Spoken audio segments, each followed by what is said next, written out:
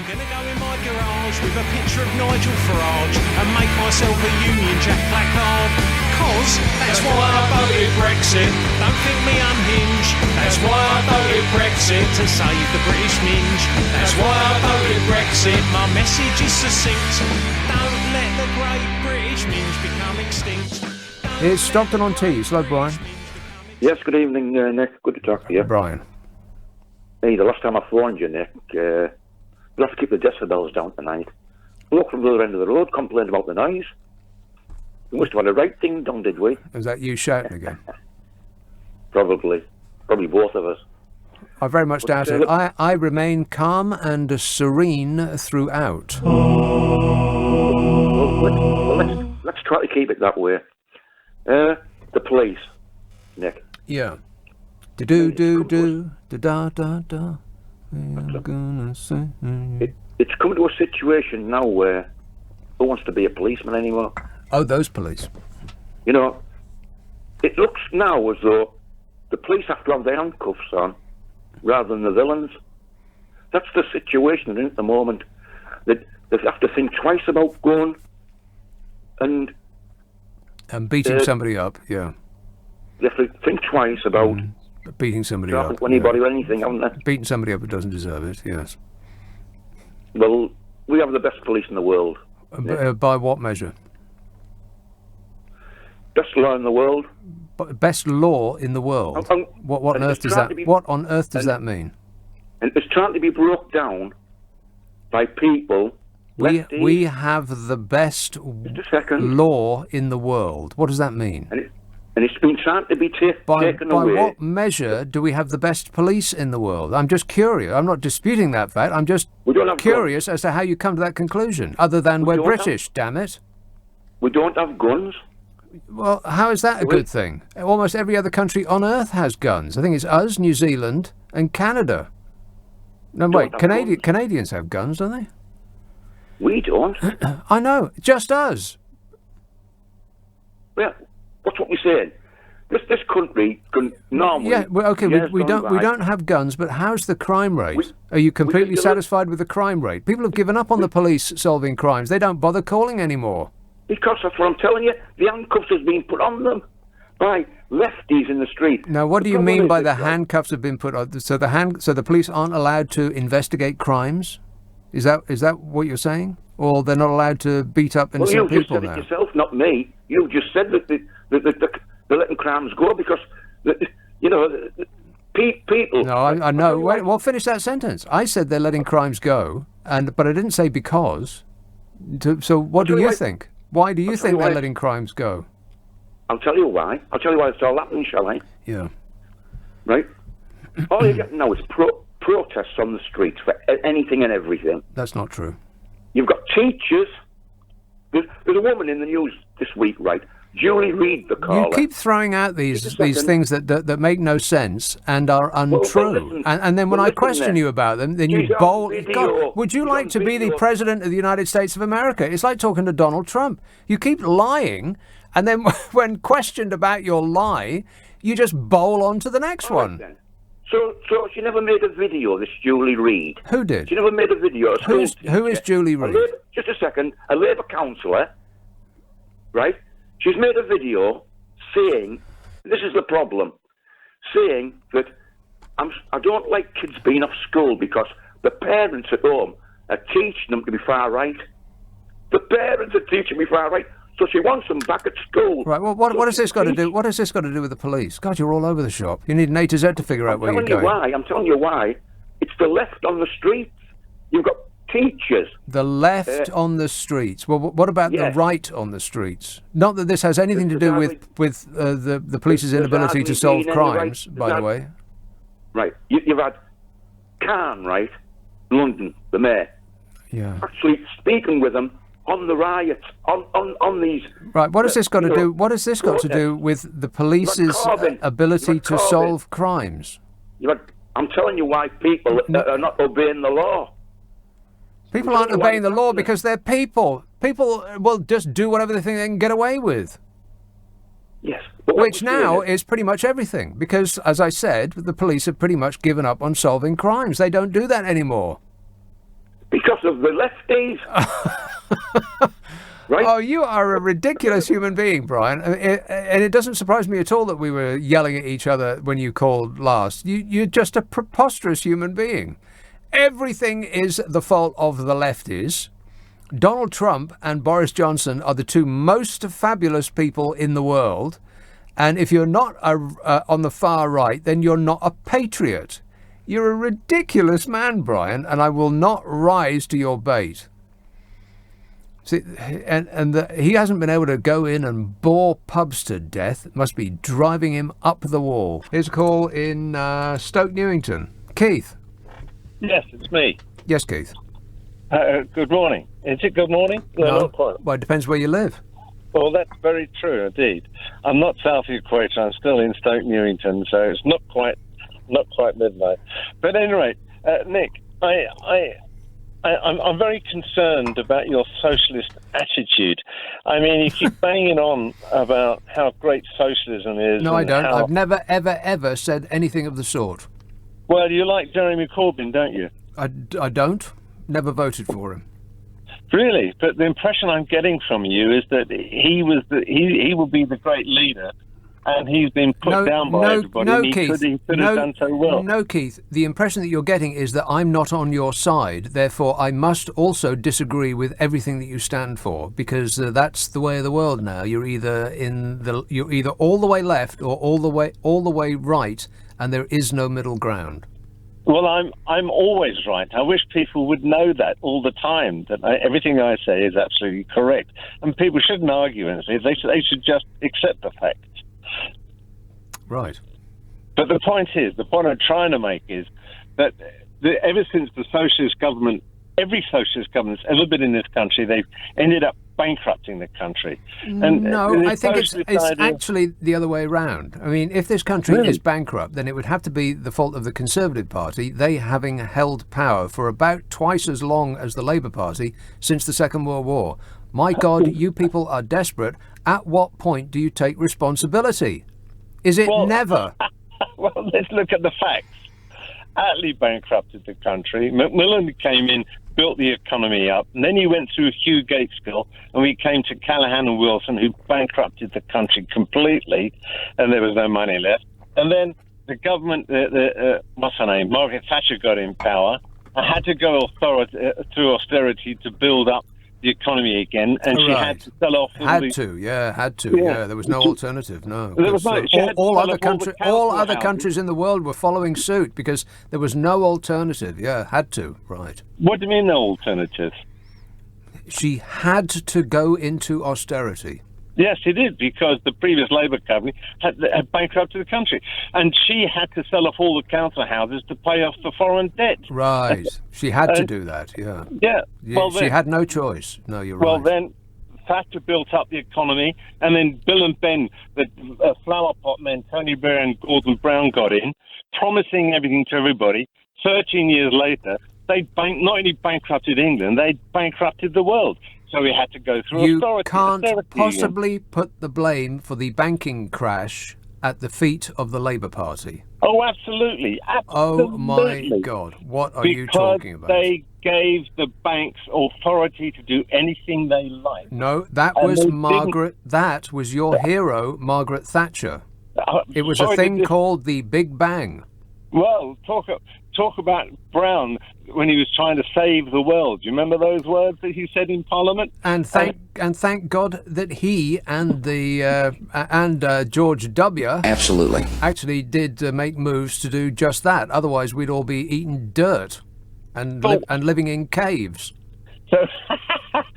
So why, when Tony Blair got out, or Brown was defunct, and the Conservatives got in, they said there's no money left for anything. So why did Thatcher have to go with austerity against not Thatcher? You're like a comedian who walks on stage to booze and then think and his act is received with booing and says, "God, the guy before me must have been terrible. You're still booing him." Perhaps I am. But look at Russia, socialist country, and absolutely bankrupt, and came to the West begging for money to sort them out, and that was the socialism has never been which is ridiculous. Socialism has never been tried anywhere on earth. It's always some form of extreme capitalism.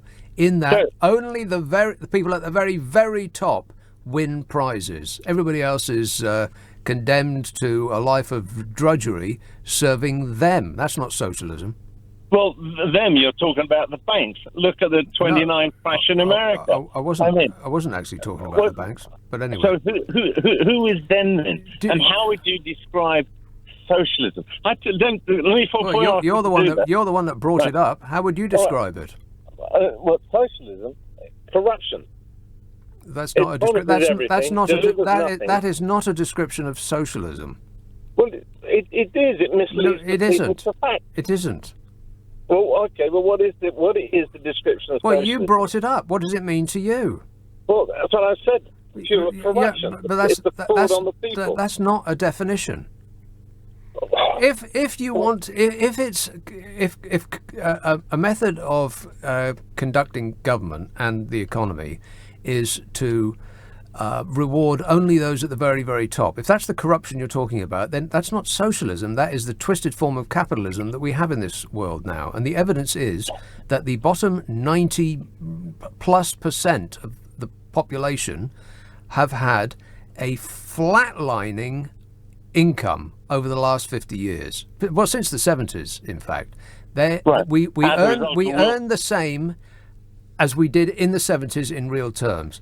The top 10%, their wealth has increased markedly. The top 1% has taken off like a rocket.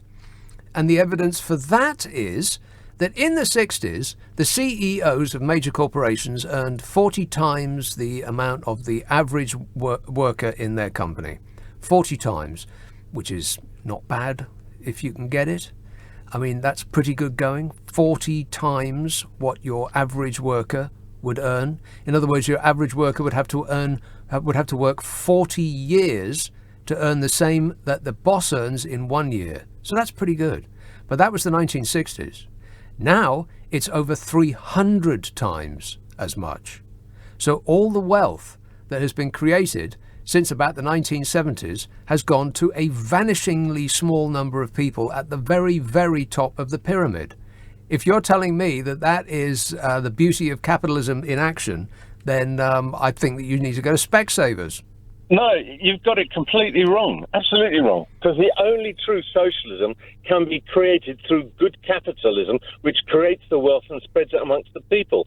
Socialism yes, but you haven't listened to a single thing I've just said. The wealth has not been spread among the people. It has been collected by the 0.1%. Where has the wealth been spread among the people? Well, give me names Point of to it. 1%. Give me some examples of the 1% who've taken all the world. Richard Branson, he started out from a working guy and created... Doesn't matter where they started out from. Well, he was an average guy. He was an entrepreneurial guy. Well, we were all babies having our bottoms wiped by our mothers. Doesn't mean to say that I don't understand what your point is. Everybody started in the same way, screaming like a child. Yeah, well, some people are employees, some people are entrepreneurs who make money. And you need the entrepreneurs to make money to create employment. Oh, my God. We must protect the wealth creators. Yes, but if the wealth creators only create wealth for themselves and not for the workforce that is actually doing the creating, then there's something twisted about the system. Well, if you don't have somebody who can create industry, no one is suggesting that you should not have anybody that you should have nobody that creates industry. Where did you get that from? Well, or creates employment for people. That's what you need. Well, no one is suggesting that you shouldn't have that. Where did you get that what from? What you're saying is, Nick, you're taking an extreme and telling me that that's what I'm saying, which is not the case. I'm not saying any of those things. I'm not advocating the demise of capitalism. I just think it should be a little fairer, don't you? Well, if I was capable of making money like Richard Branson, I would make it, but I'm not. I have to be an employee too. But if you need people like him who make a lot of money to create wealth for everybody else to get a job. Bingo, you to create wealth for everybody else, but that's not happening. Well, I think it is. It isn't. I just described it to you. Shall I go over it again? God, I'll go over it briefly for the benefit of the hard of hearing. Since about the 1960s, the average wage in real terms has flatlined for the bottom 90% of the population of the world. It's gone nowhere. There's an enormous amount of wealth that has been created by those very people. Now, they may be working for somebody else, but the person at the top will have nothing unless he has all of the people underneath him doing the actual work. I mean, he or she might have great ideas, and that might lead to an enormous business, and they might be great at deals and so on. But if there's nobody in their factories, they ain't making no money.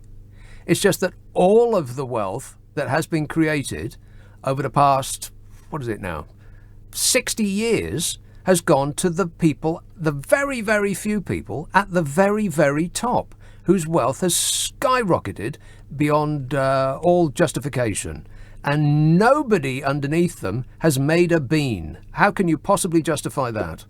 Well, it's just a human element. I mean, because people are nasty, we should just allow them to do anything they like. Because people are greedy, then there's nothing we can do. Oh well, never mind. Let's just forget it. In fact, we should pay them for the pleasure of working for them. And, then the wealth creators would really be able to realise the benefit of their position. Let's work for nothing would be a good idea. I mean, that's where your argument seems to be going. What business is it of us, workers, to actually demand a wage for what we do? We should be grateful for having something to do all day. It's desperate stuff, Keith. Melbourne, Australia. Martin. Hi, Nick. How are you? Good, thanks. Hi, yeah, the average salary in the UK is £30,000. How much do you earn, Nick? 30,000. I think you're way out there. I think it's more like 22, 24, something like that. And do you earn more than that? Well, it's none of your business. What's it got to do with you? Well, because if you're on the radio telling everybody how badly, workers are exploited and how bad it is that we've got all these wealthy people oppressing the poorer workers, I think it's highly likely that you earn more than the average worker. And so my question to you is who are you exploiting? Where's your extra money coming from? I don't employ anybody. But you're saying that people that earn more should be giving it to people that earn less. No, I'm saying that people who own corporations, who take all of the wealth that has been created by that corporation and give nothing to the people below them, that does not... Like you? No, you, Nick, with your above average salary. No, again, people like that, people like your employers. Again, I don't employ anybody. But your boss does. I'm not yes. Is your boss exploiting you because he's giving you more money than the average British worker? My boss exploits no one. We're doing fine here. The wealth gets spread around in this. Are you spreading your wealth around, Nick? Because you earn more than the average worker. Are you giving it to all these poorer people? Again, you say every other... I don't employ anybody. How many times do I have to explain this to you? Your boss employs people. And what it sounds to me like, Nick, is that you're a bit of a hypocrite because you're working for someone. Yeah, I you're know. Happy to take. Yeah, again. You're happy to take an above average salary, but you're not happy for anyone else to have an above average salary. I'm not happy for anybody else to have an above. That's the entire point of my argument, that people should have more of the wealth that is created. So why don't you lead by example and give every pound over the average worker's salary away to other workers? Why don't you do that? Because that's charity and has nothing to do with earning a living. You should not have to rely on charity. I mean, I know you thought that this was cute and that you were trying to make a point, but you seem to be tying yourself... Money away, is that not charity? Why is it charity? You seem to be tying yourself in knots here, Martin. Why is it charity, Nick? If you're giving money away is charity, but if your boss gives money away, that's not charity. I should give my money away to people that I don't know, that's charity. Yes, because That's what you want your boss to do, isn't it? That's what you want other people's bosses to do. No, you want them to give their money. It's fine if... No, that's not charity. That is an equitable distribution of the wealth that has been created by the people that create it. So why don't you do that? Why don't you write a letter to your boss? Oh my God, it's like I might as well talk to my dog. I'll get more sense. You just keep repeating the same thing over and over again. I mean, you've been waiting online for like 15 minutes. Could you not think of a single other thing to say?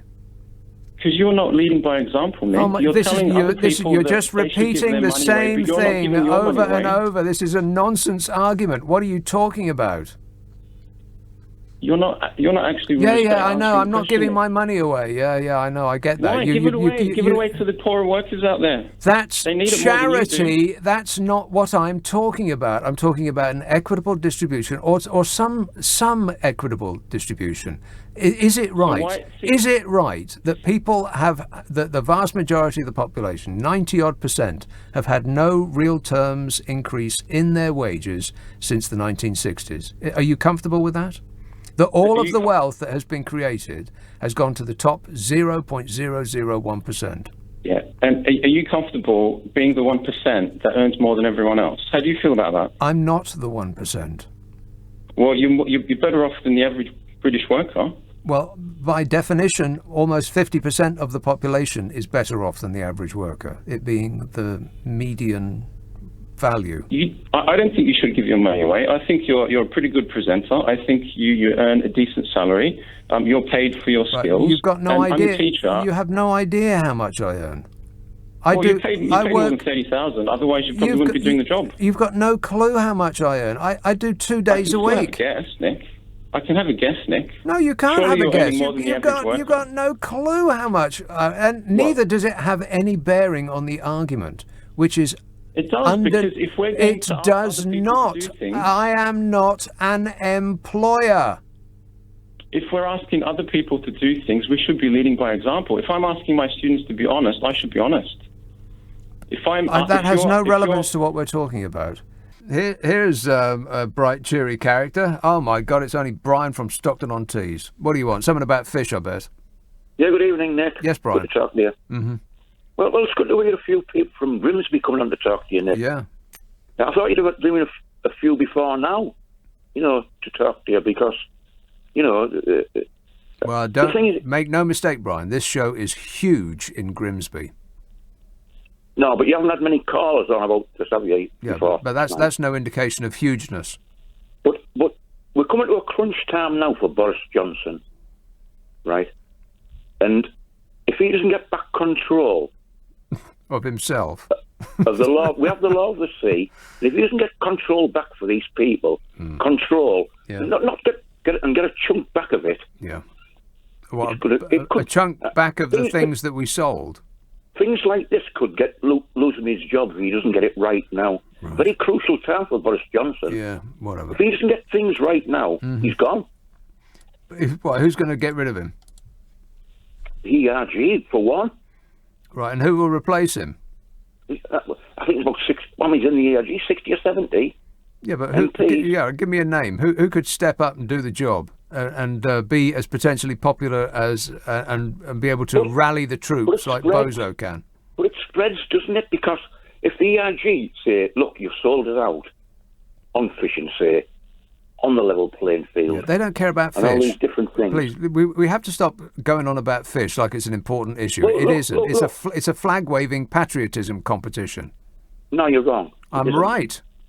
Look, the bottom line is this. I don't want to talk about fishing again because you start talking about Arabs, silly. You start talking silly. But it's not silly if they employ the same number of people and they provide the same amount of money to the exchequer, then it's not silly at all. Look, I looked it up. It's the same. It's a great natural resource. 200 miles of water in some places. Yeah. It's a great resource. You've had people from Grimsby tell you that tonight. Right. I mean, but the main thing is, he's had a talk with Von der Leyen today. Mm-hmm. And they said they're going to continue the talks. Yeah. Now, for me, if he gives things away now, he loses all credibility. He'll have the ERG against Boris Johnson loses all credibility. I think that ship sailed. No, never. if he delivers a good Brexit, what does that he's gonna mean? go to- What does that mean? he's going to What does that mean? taking back control for this country. Taking back what control? Not being told what to do by a foreign power. In Like what in your waters. regard being told what to do? Well, straight away for your coastal waters, they tell us what to do. I thought you were. You just said you didn't want to talk about fish. No, but you said what laws to take back. Yeah. Straight away, the law of the sea. Okay, the least important one. They have control of it. You now, isn't mean it? we want to take back control of something we sold already? Take back control We of could our law. buy it back, maybe, but once you sell something, it's not yours anymore. Take back control of our immigration. We always had control about who came here, just as every other country in the European Union, and more people came here from outside the European Union than inside. We can deport criminals easier. That has nothing to do with the European Union. It doesn't. Oh, but it does. But it doesn't, Brian. Oh my God! 4 years we've been having this conversation over and over again, over the same points again and again and again, and you've learned nothing. Second, you can do your own trade deals, which you can do in a year or under doing them yourself. Been proved. Trade deals do not get done in a year or under. What are you talking about? Which one? They don't get done when the EU do. The EU they don't get done when any country, no country can do a significant all-encompassing trade deal in a year. Can't be done. It can't. What? Name the country that we've done that with. Don't say Japan. Well, we're going to do it probably with Australia. We're going New to Zealand, do it. We're going to do it. I thought you said that it had been done already. We can't do it until we leave, Nick. Don't you know that? I do know that. Of course I do. But you just said we could do it in a year. Prove it. I think we'll do it in less than a year. Right. Based on what? Based on British exceptionalism? Right. The thing is, right, the EU, right, we paid them $10.5 billion. Oh, my God, this is like going back in time. Just a second.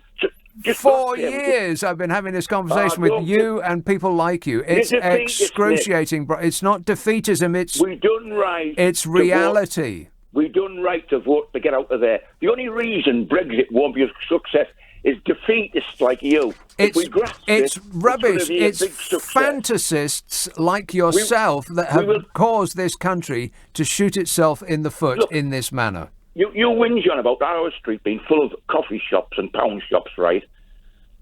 Do I? Brexit will create. I actually whinge on about the high street being full of empty shops. Yeah, but the thing is, right? We're saying what's that got to do? What's that got to do with the EU anyway? The high street being full of coffee shops. What's that got to do with the European Union? When we leave, right? When we leave, we can create proper jobs with Brexit. How will we be able to do that with a catastrophically holed economy under the waterline? Right. We're not talking about fish. When we take back control of the waters, there's thousands and thousands of jobs. God. Right? Thousands. There's 65 million people in this country. We're going to open free ports for all over the country. Loads of free ports. It'll bring work to the red wall seats, won't it? It'll bring good, proper jobs, which is not here at the moment. Like doing what? My son tried to get a job the other day, right? My son, guess how many applied for it? For a part-time job at Tesco. Are you telling me that is the fault of the European Union? What we're saying is... What has that got to do with the EU? I'm not saying that, but I'm saying is... Why are you even bringing it up? Brexit will create a proper job for him. Brexit will do the opposite. It will ruin the economy even more than the COVID nightmare has done so. But you're saying that just based on hope, rather than any evidence of any kind whatsoever. Oh my God! Will you wake up? It's just. I used to think that you did this just deliberately to wind me up, and this was your kind of fun for the day. You know, like taking a fairground ride. But you actually believe this stuff, don't you, Brian? You can't accept that we voted to leave and make the best I of it. do. I do accept that we voted to leave. Don't. Of course I do. You don't. But the way you're talking, you don't. Of course I accept that we voted to leave. But what's the alternative? To pretend that we didn't? Look. The EU is in big trouble. What you mean is I refuse to accept that it was a good decision. It obviously isn't. Just a second. You keep going on about YouTube and Facebook, right? What about the main media? The main media. They don't tell you about all the troubles in the EU, which is a lot of them. Are you insane? Wait, the media. Which media are you talking about? You're talking about the Rupert Murdoch media. And you know, should get the first jab.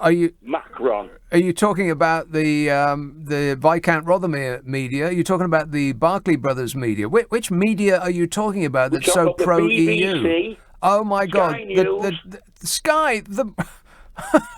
Anti-Brexit, they are. Anti-Brexit. It's not anti-Brexit. It's pro-reality. No, it's nonsense what they're talking. But it's not. It's not nonsense, Brian. If it's true. We're going to soon find out anyway, aren't we? No, we have found out already. How much is the pound worth? How much is? Listen to me. How much is the pound worth now compared to what it was 4 years ago?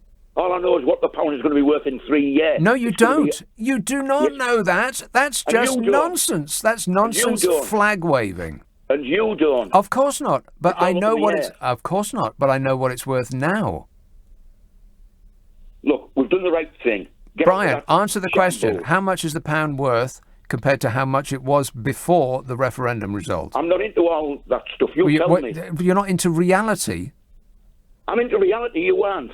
I'm into reality. No, that's the absolute opposite. You are. Look, I'm into reality. You're into fantasy flag waving. All I know is the pound is how well the country is doing. Exactly. And I think the country is going to do great with Brexit. But how's it done so far? The pound was overvalued before Brexit. It wasn't at its right rate anyway. Says who? That. You know that. No, I don't know anything of the sort. Neither do you. Well, now you find yourself in your corner and you're just desperately trying to dig your way out of it. No, the pound was over. Everybody knows the pound was overvalued before Brexit. Nobody knows anything of the sort. Well, it was in the news. You only listen to the news. You want to, Nick, don't you? It was in the Your news. Anti-Brexit news. It was in the news. Really? Which news? Which news led with that story? Oh my God! You are an infuriating man. You probably hear that on a regular basis. Every day, I bet you hear that, Brian, don't you? You infuriating, annoying man. You must hear that constantly. No, if you want a fair people must be this, all the time wagging their finger in your face saying, you infuriating, annoying man. You must get that all the time, Brian. You've got to have a comeback, the way you talk. You're a defeatist. You always have been. Look, accept we've left and make the best of it. I accept that we've left, but you have you have to accept the consequences of leaving. But you don't. You're just living in this pink fantasy world where everything is lovely all the time.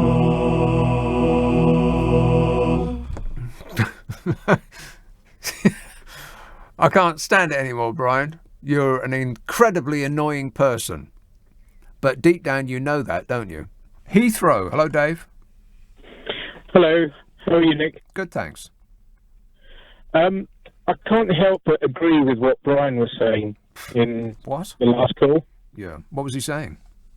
Well, he talked about the fishing industry, and he was trying to get a point across about the about fishing and how how that industry has died away.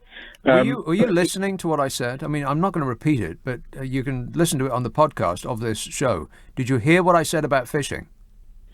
Yes, I heard what you said about fishing, but I just want to touch on a couple of other basic points without banging on about fishing. Right. How can you have heard what I said about fishing and still agree with what Brian was saying? Well, it's a very argumentative point. You see, it's very it isn't. It's about facts, which are very simple. Really? We sold the rights to. Yes, we sold the rights to fish. You can't have something if you've sold it. Well, to be honest with you, if you've got that view, that's why this country is in a mess.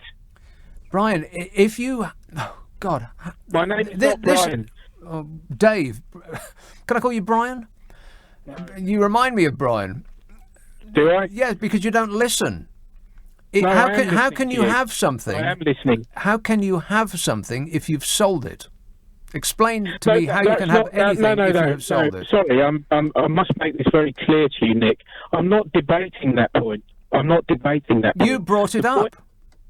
The point that I would like to make on this show is that the fishing industry has virtually perished. Oh my God! The other industry that was very prominent. Why has it perished? Can I just, if you don't mind, I would like to finish my point. The other industry that has perished in this country... But the chimney sweeping industry has perished. Well, what's the point that you're making? Well, the other industry that's perished in this country is the coal mining industry. Yeah, for good reasons. And also the steel industry. The largest steel magnate in this country. Right, also for good reasons. Is a guy from India. Yes. He's a guy from India. Right, but what's the point you're making? These are old industries that have died. The point I would like to make is not about whether fishing was sold as a commodity to Europe or to some other countries. Yes. That's not what I'm debating with you. I agree with you. But the point I'm making is that these vital and once very pivotal industries in this country have deteriorated. So? Yeah. Now, Britain is only relying on one thing at the moment, and that's on these politicians and their decisions, their ability to make decisions about the economy. And the decisions that they're making are very, very, very disastrous. Like the handling of the coronavirus. It has been so badly handled that... But what's that got to do with the fishing industry and the coal industry and the steel industry? Well, you're all over the shop, David. I'm talking about the whole general infrastructure of this country. It has been very, very badly managed. You're not. The reaction to the COVID virus has got nothing to do with the infrastructure. Sorry? Go on, tell me why. It seems as though we're coming to a point. It's been badly managed because after the First and Second World War, when Britain went to protect the Jews from the Nazis, they came back. Not really protect the Jews from the Nazis, but go on. Let's not get bogged down in that. They came back. No, it's a fact. It's written in all the history books. It's not a fact, but go on. No, it is a fact. Let's not get bogged down in that piece of misinformation. Can I just say, Nick? Sorry, it is a fact. It isn't. It is. It isn't, but let's not get bogged down into that. Go on, make your point, please. I'm keen to find out. My point is that Britain, yes. Churchill went to defend, Churchill skip over that bit. Yes. With Hitler. Yeah. The Jews were protected from the Nazis. They were actually taken away from those camps. Please make your point. After the Second World War, this is getting worse and worse with every syllable you speak. I don't think so, Nick. I honestly don't think so. I'm sorry to get to the point. Time is running out. These are all facts. You should have said that at the start. Facts. Oh well, go ahead. Right. Now, if you will allow me to make my final point, after the Second World War... That implies that you've made a point up to now. After the Second World War, yes. The nasty Nazis, yes. After the British troops came back to England, they had to rebuild England, and a lot of housing was required in England because a lot of it was destroyed in the First and Second World War. Yeah. And it's only since then that housing benefit, council housing, everything has gone into power of abuse. So people who were in power virtually misused it and abused it. And the people who had to subsidise it were all those Wait a minute, back up. Stop. Back up. I just want to make sure I've got this in my mind. They abused it. What's it? Well, I'm talking about the power that the politicians had at the time when they were restructuring Britain, and that's the physical restructuring, and that's the restructuring. That's the restructuring of the political system after the war. So after Churchill had declared his troops out of Germany, Britain had gone through one of the worst periods, one of the worst housing periods. You're right. One of the worst social periods. So to sum up, your point is. Well, my point is that it's ever since that Second World War, the First World War, that this is where things had started to go wrong, and they are still going wrong. If only, in 2020. If only we. So in the last in the last 100 years or so, Yeah. This country has been in an absolute mess. Absolute mess. Right. If you look at some of the previous decisions, so forget about industries, forget about everything, all these other points I've made, there are far worse. You haven't made any points yet. There's the war in Iraq, Oh my God, now we're in Iraq. I thought we were dealing with the nasty Nazis. Well, Dave, you need an A to Z to figure out where you're going with this. I don't think you even know yourself. So, you're driving blind without a sat nav. What are you talking about, man?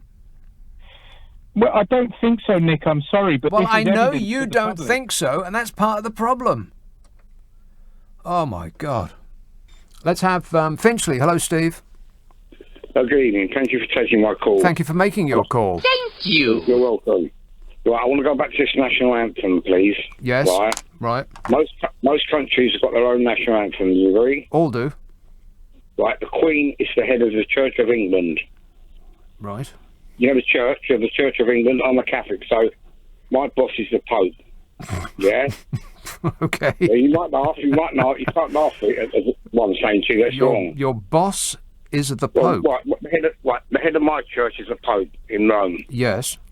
The head of all your Church of England churches in England is the Queen. Right. Did you know that? This is not news. No. Did you know the Queen is the head of the Church of England in this country? Right.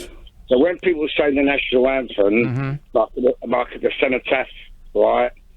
Remembrance Sunday and all that, they're also praying for her. Right. You get me? They got respect. Yeah. So a lot of people in this country haven't got no more. Like you said, running out of the cinema, right? Yes. I bet you did. I bet you did that. What? Back in the day when they used to play "God Save the Queen" at the I didn't go to the cinema. I went to Saturday morning pictures. That is the cinema. Yeah, but it's for children.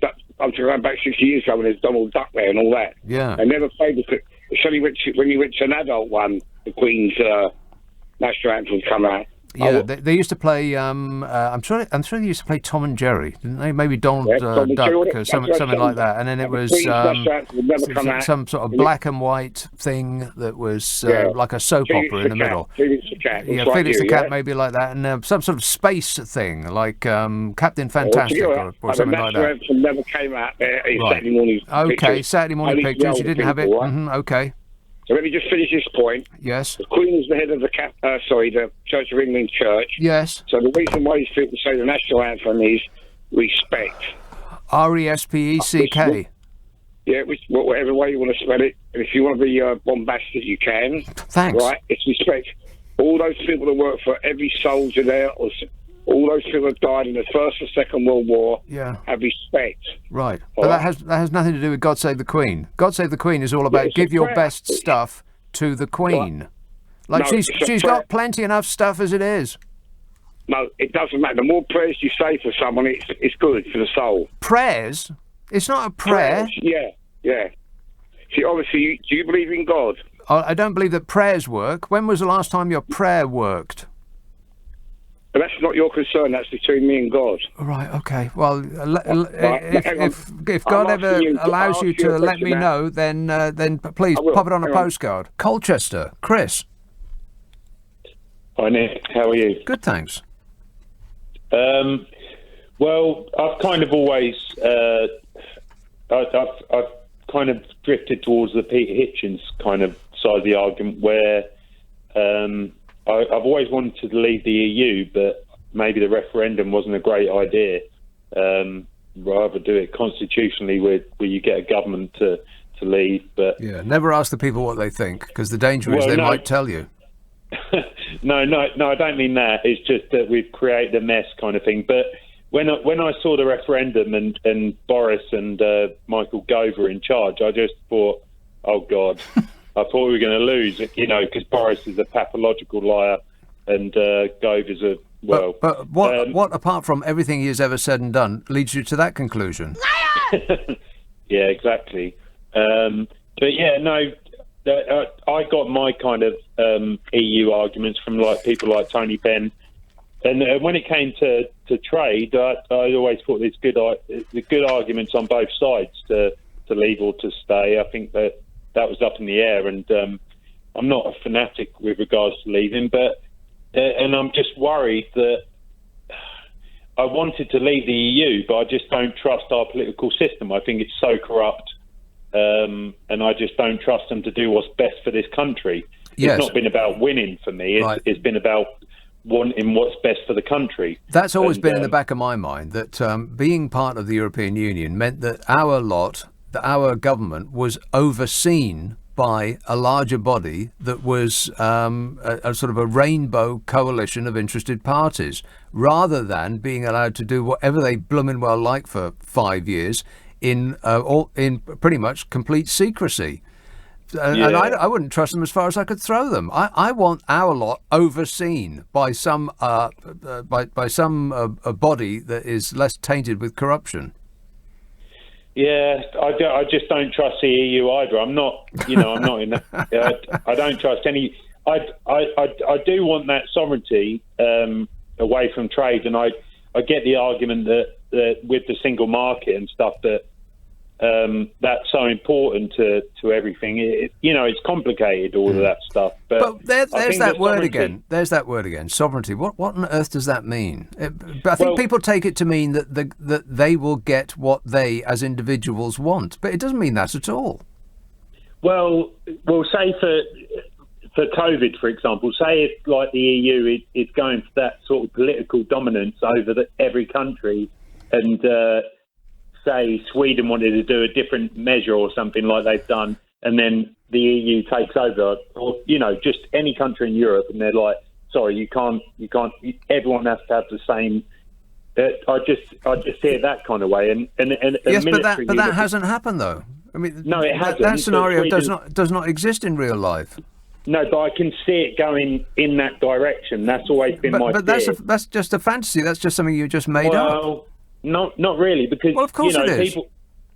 Take the military unification, the EU Defence Union. Nick Clegg said that was a fantasy about an EU army, but the EU Defence Union is a thing. So's the UN. I mean, they haven't taken over the world. No, I know they haven't taken over the world, but I definitely see the EU Defence Union as more dangerous than the UN. Why dangerous? I mean, you can't possibly think that Europe is going to form an army and then take over itself. Not an army. It's just I don't want my foreign policy, our foreign policy, to be decided in Brussels. I just want but this notion that Brussels are deciding unilaterally to do this, that, and the other is nonsense, because they only decide things that are decided by all of the countries. Yeah, but von der Leyen even said about that she wants to get rid of the veto power, and that's it. We shouldn't be naive about it. Can you not understand my argument? No, not really. You seem to have taken what is actually a democratic process and twisted it to some imagined future where the absolute worst can happen, and you want to leave because of that future that you just made up. I mean, you seem like a reasonable person, Chris, but I don't get what you're frightened of, other than your own imagination. Let's have Westminster. Ken. Oh, God. Good morning, Mr. Bishop. Hello, how are you? Ken. I'm very well. Let me ask you this, Ken. Have you accepted dog into your life? Now, I've got some news for you and your listeners. Yeah. The coronavirus plague is only a warning from God. Yeah. The coming judgment of God is drawing nearer, Nick. Well, it's time for you, my friend, to waken up out of your sleep. I was speaking to God the other day, and he said that wasn't the case. Well, if you read the Bible, that's where you find out what God has to say. But that's 2,000 years old. I was talking to him just last week. I talk to him every day. Listen, here's some things to look for what does in the future. What does he sound like? What does he sound like? Yeah. God spoke to me in my truck in Canada 40 years ago, driving down the highway. What did he sound like, Ken? I'm going to tell you what he sounded like. I was driving down the highway in Canada, Windsor, Ontario, and God spoke right into my heart. Do you know what he said? What accent did he use when he was speaking? The Holy Spirit said to me, Ken, listen to what I'm asking you. What did he sound like? Beautiful. It was absolutely wonderful. What accent was he using? Oh, well, I didn't notice the accent. You didn't notice the accent? You didn't hear what he was saying? This momentous time in your life, and you weren't actually listening? Oh, my God. Christchurch in Dorset. Hello, Phil. Hello. Well, the hypocrisy of the European Union, they're poo-pooing. 1 minute they're poo-pooing. Poo-pooing British vaccines. Oh, please. Could you put it another way? Next, they want to pinch them from us. Poo-pooing? Yeah. They're running them down, and then they want to steal them off us, basically. Steal? Yeah, they want to divert our vaccines in our country to their countries, which is it's theft, basically, isn't it? No. It is. No. Because they're ours. They're ours? How are they ours? Because they're in our country. Right, so anything that's in our country is automatically ours. Well, yeah, anything in your house belongs to you, doesn't it? If I come in your house and nick what's yours, then it's theft, isn't it? But if you come in my house, is anything in your pockets mine? I think they're being pathetic and childish, really. It's typical of the European Union, and there's 7.8 million reasons, that's the number of people being vaccinated, why we were right to leave that club. Right, and you say that it's typical of them. Can you describe any further incidences of such behaviour, it being typical? What do you mean? What other behaviour? Exactly. Well, they want to pinch. They've lost the right to pinch all our fish as well, haven't they? Oh my God! And now they're British fish are better off for it. Yeah, right. Okay, yeah. You people on the fish, you absolutely slay me. You're better informed than I am. I don't know anything. Stockton on. Oh God! I feel I've been sideswiped. Yes, Brian. Another intellectual caller for you, Nick. Yeah, doubtful. I want to talk about the money side of the virus and that, the money it's costing us. Yes. And excellent value for money, you're telling. You'll no doubt tell me. Go on. When does a debt become a debt? When it's called in, isn't it? When you have to pay it back. Right? No. No. No? Why? Well, a debt is a debt whether you have to pay it back or not. Yeah, but if you don't have to pay, if it's not called in, you can push it to one side, can't you? Until it is asked for. Mm-hmm. So, the Bank of England is giving us all this money. They're giving us billions and trillions for this pandemic. Yeah. Right? Well, they're not giving us the money. Well, I think they're selling a government bond. When you start talking about the financial finaglers, I can feel a curtain just being drawn across my mind. I just can't. I haven't got the brain for it. Boring. It's just too dull. I feel my brain switching off as we speak. Nick, I don't understand the same as you. But I think it's something like the government sells bonds to investors, and that's how they raise the money. No, we're on about the pandemic. The pandemic, they've given us billions, and probably trillions, to pay for it, to cover it, right? Yes. Now, it'll be interest-free, I think.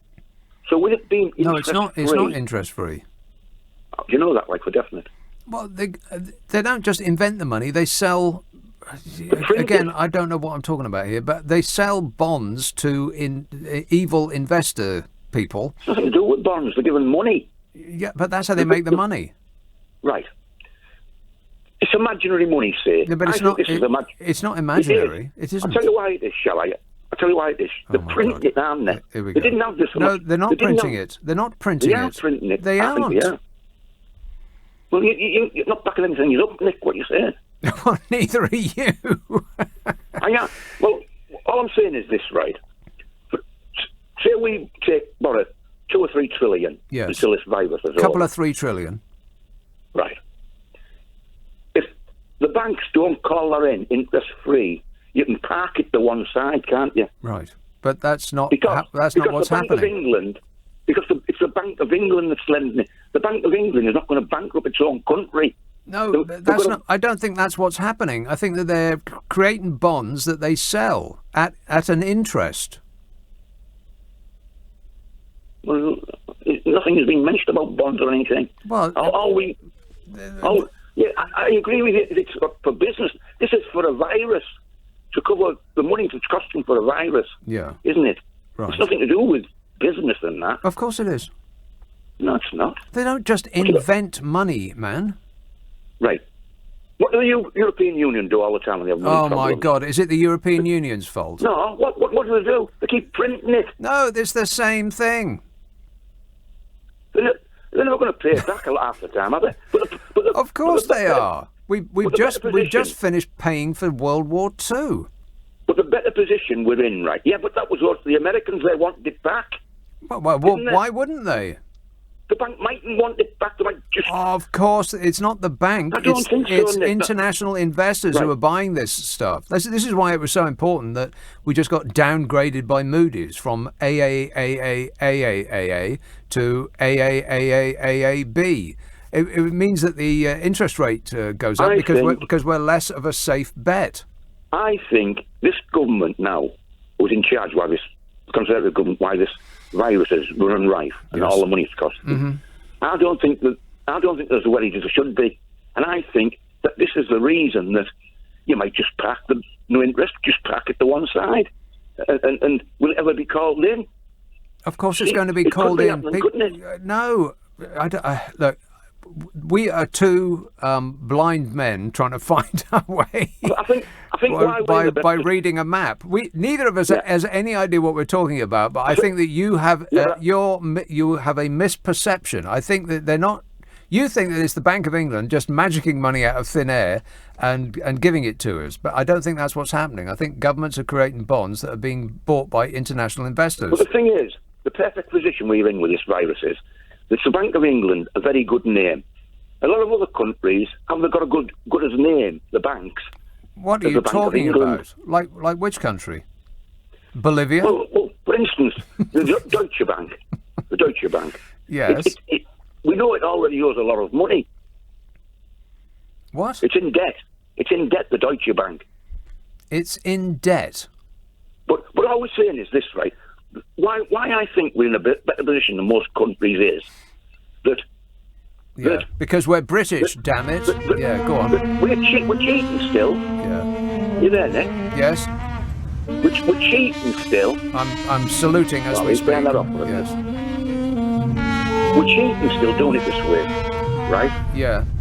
We're cheating. But we will get away with it, I think, because of the Bank of England. Because we're British. Because they have a good name. Because people recognise their name. They think, oh, well, they're, they've got a big Corbyn building. Is to blame. And Jeremy Corbyn is to blame, by the way. You said he isn't. Yes. Is that useless? Is that useless that he left the Conservatives in by 80-seat majority? It's his fault. Him and your Auntie Diane. No, of course it's not their fault. If you lay the... No, it is. Of course it isn't. Oh, my God. Because of that useless... Are you kidding me? That the Conservative Party's travails are the fault of Jeremy Corbyn? Is that your position? Look, he called the election himself, right? He said, we'll have one. And he said, yes, I'll have one, right? They're all telling him not to. He thought he was going to give him a good run for the money. But he was that useless. And the one who took over now, Starmer, they had to get him out of it, didn't they? Because he was shouting for a second referendum. Jeremy Corbyn did not call the election. How could he do that? Yeah. He said, I'll accept it, didn't he? He didn't call it. They were calling him out for not giving one. And he finally said... Brian, you must be bending yourself into a pretzel knot trying to find some way to blame this on Jeremy Corbyn. Jeremy Corbyn could have stopped having a general election. He had the numbers to stop it. I tell you what, I will go to the foot of my stairs. I've never heard anything like it. What are you talking about, man? For a month they were asking him, come on, we need a general election. They wouldn't give you one because they have the numbers to stop it. You know that, Nick. Stop telling lies. You are a troll, Brian. No, you're the troll. Back under your bridge, I'm not a troll. It's you that's the troll, and you know that. You know he was no need to give a general election, but the man was a fool, wasn't he? I tell you what, you are the giddy limit. Brighton, hello, John. Hi there. John. Hi there. I mean... Hello there. This vaccine thing, where we've got all the vaccine, I mean, it's a great result for Brexit, isn't it? Is it? We've got in there, we've done the deals. Yeah. We're sticking it to the EU. Are we? Yeah. In what way? We've got all the vaccine, and it's like we're fast and nimble in the boxing ring, and we're whacking them left and right, and that's what it's all about, isn't it? No, it really isn't about anything that you just said at all. No? No. Well, but it's a good thing. We've done the deals, we've got all the vaccine. Isn't that what it's all about? No. No? That's what life's all about, isn't it? God, no. No? Fighting your way to the top, getting in there, fighting your way on the tube train, fighting your way up to the top in the job. John, please don't drag me into your furious crimson world. I think maybe the coast air is affecting his brain. What are you talking about? Sandown on the Isle of Wight. Hello, Debbie. Hi, Nick. How are you? I'm great, mate. Yes, we had a conversation back, I think, in the summer. I think. So how's life been on the Isle of Wight? Fabulous. Is it? Beautiful summer. Mm-hmm. Lovely walks. Beautiful. You said to me, I was an old lady. Yeah. And when you said about, all the migrants couldn't pick the fields, and you said, well, you can't do it, you're too old. Well, did I? I done it. You've done it? I picked cucumbers, and I picked tomatoes. Yes. And I've done it all. Right. And everything's been thriving. So we haven't missed them. Well, how long did you do it for? 6 months. You picked cucumbers for 6 months? And all different varieties of fruit. Right. And I've done it very well, thank you. Well, like the land army that you said that we haven't still got it in this country. Right. And we done it. You done it? I done it. Yeah. And lots of other English people done it. Right. But is that because the Isle of Wight has been in lockdown and you can't get any foreign workers? No, we didn't need them. We could be self-sufficient without them, thank you very much. Right. But you have a thing... But they couldn't come anyway, though, could they? Even if you wanted them, they couldn't come because you've been in lockdown, right? No, but we still done it. Yeah. We survived. Right, but even if you wanted them to go there, they couldn't because you've been in lockdown, right? Yeah, we didn't want them. No, but it wasn't a case of not wanting them. They couldn't go there because you've been in lockdown, right? Yeah. Right. I agree. Right. But we can survive without them. That you think we need them, we don't. Right. Because we are British and we can survive without them. Yeah. Okay, well, that's great, Debbie. We've just reversed 2 centuries of progress in 4 years, and now we're bent over double in a field all day. That's great. Next stop, the Stone Age. Wonderful. At least we are troopers, us English. Right. I've got no idea what that means. You like doing boring, menial jobs. Is that what trooper means? Well, if we have to do it, we have to do it, don't we? But you don't have to, though. Well, we do. Because if we haven't got no one else there, we have to do it. Exactly. So get somebody else there. And then you can concentrate on doing something more valuable.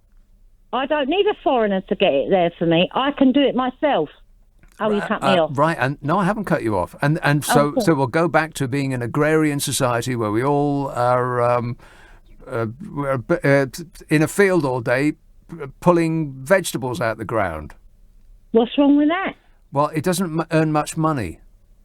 No, it doesn't matter, but it's principle. The principle? Well, it's the principle. Right. You'd rather the entire country was poor again because then we'll win? No, so why do we have to bring migrants in to do it? Because because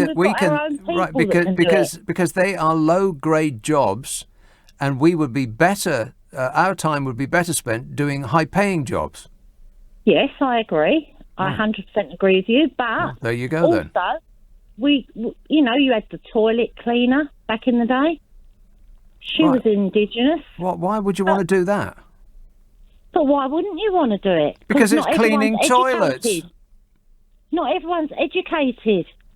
You've got the people here who aren't always educated, and there's always someone a job for that. Right. Why do we need to bring foreign people in when you've got enough of your own who aren't educated to do it? Right. Well, there's so much there to unpack. I don't even know where to begin. How about educating yourself so that you don't have to clean toilets for a living? Well, I never have, because I'm a businesswoman anyway, so there you go. I thought you just told me you spent the summer in a field. I did. What kind of business is that? I've done it out of courtesy. Courtesy? Oh, well then. Thank you. We appreciate it. She was just, being courteous. Be polite. Thanks a lot, Debbie. I'll cut that short because I know that wasn't really going to go anywhere. Yeah, marvellous. Let's all go and pick tubers. That can be the basis for our entire economy.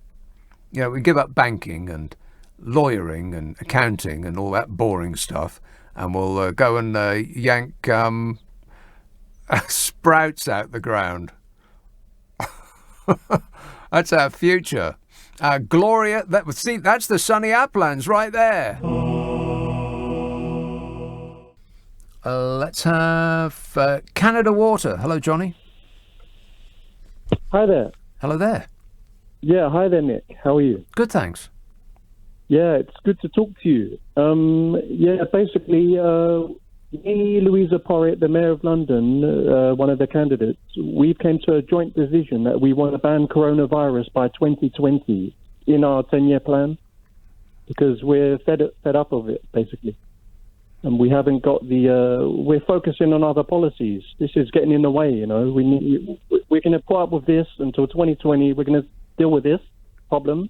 But until then, it's going to get banned after 2020. After 2020. And that's part of our 10-year plan. Yep. And how many years to go before 2020?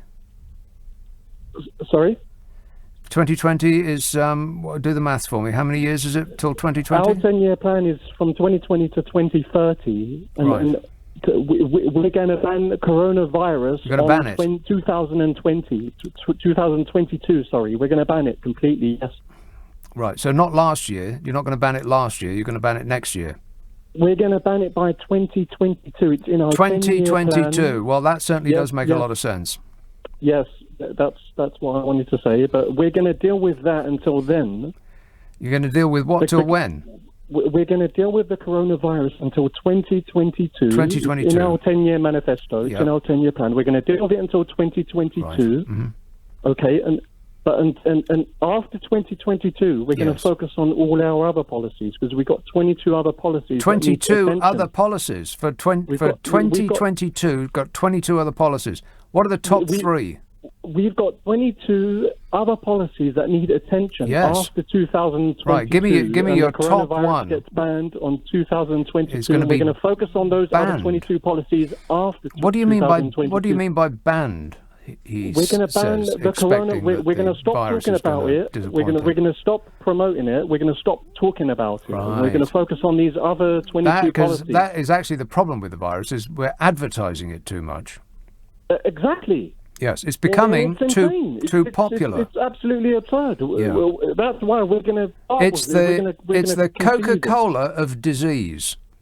100%. That's why we're going to ban it in 2022. Well, it's part of our 10-year plan. That makes as much sense as anything else you've said so far. Yes, and after that, we're going to focus on the 22 other policies. Yeah, but you keep saying that you've got 22, but you don't tell me what any of them are. We've got a 10-year plan. You keep saying that from 2020 to 2030. Of course it has, because 2020 was last year. I understand that. But you're 1 year into your 10-year plan.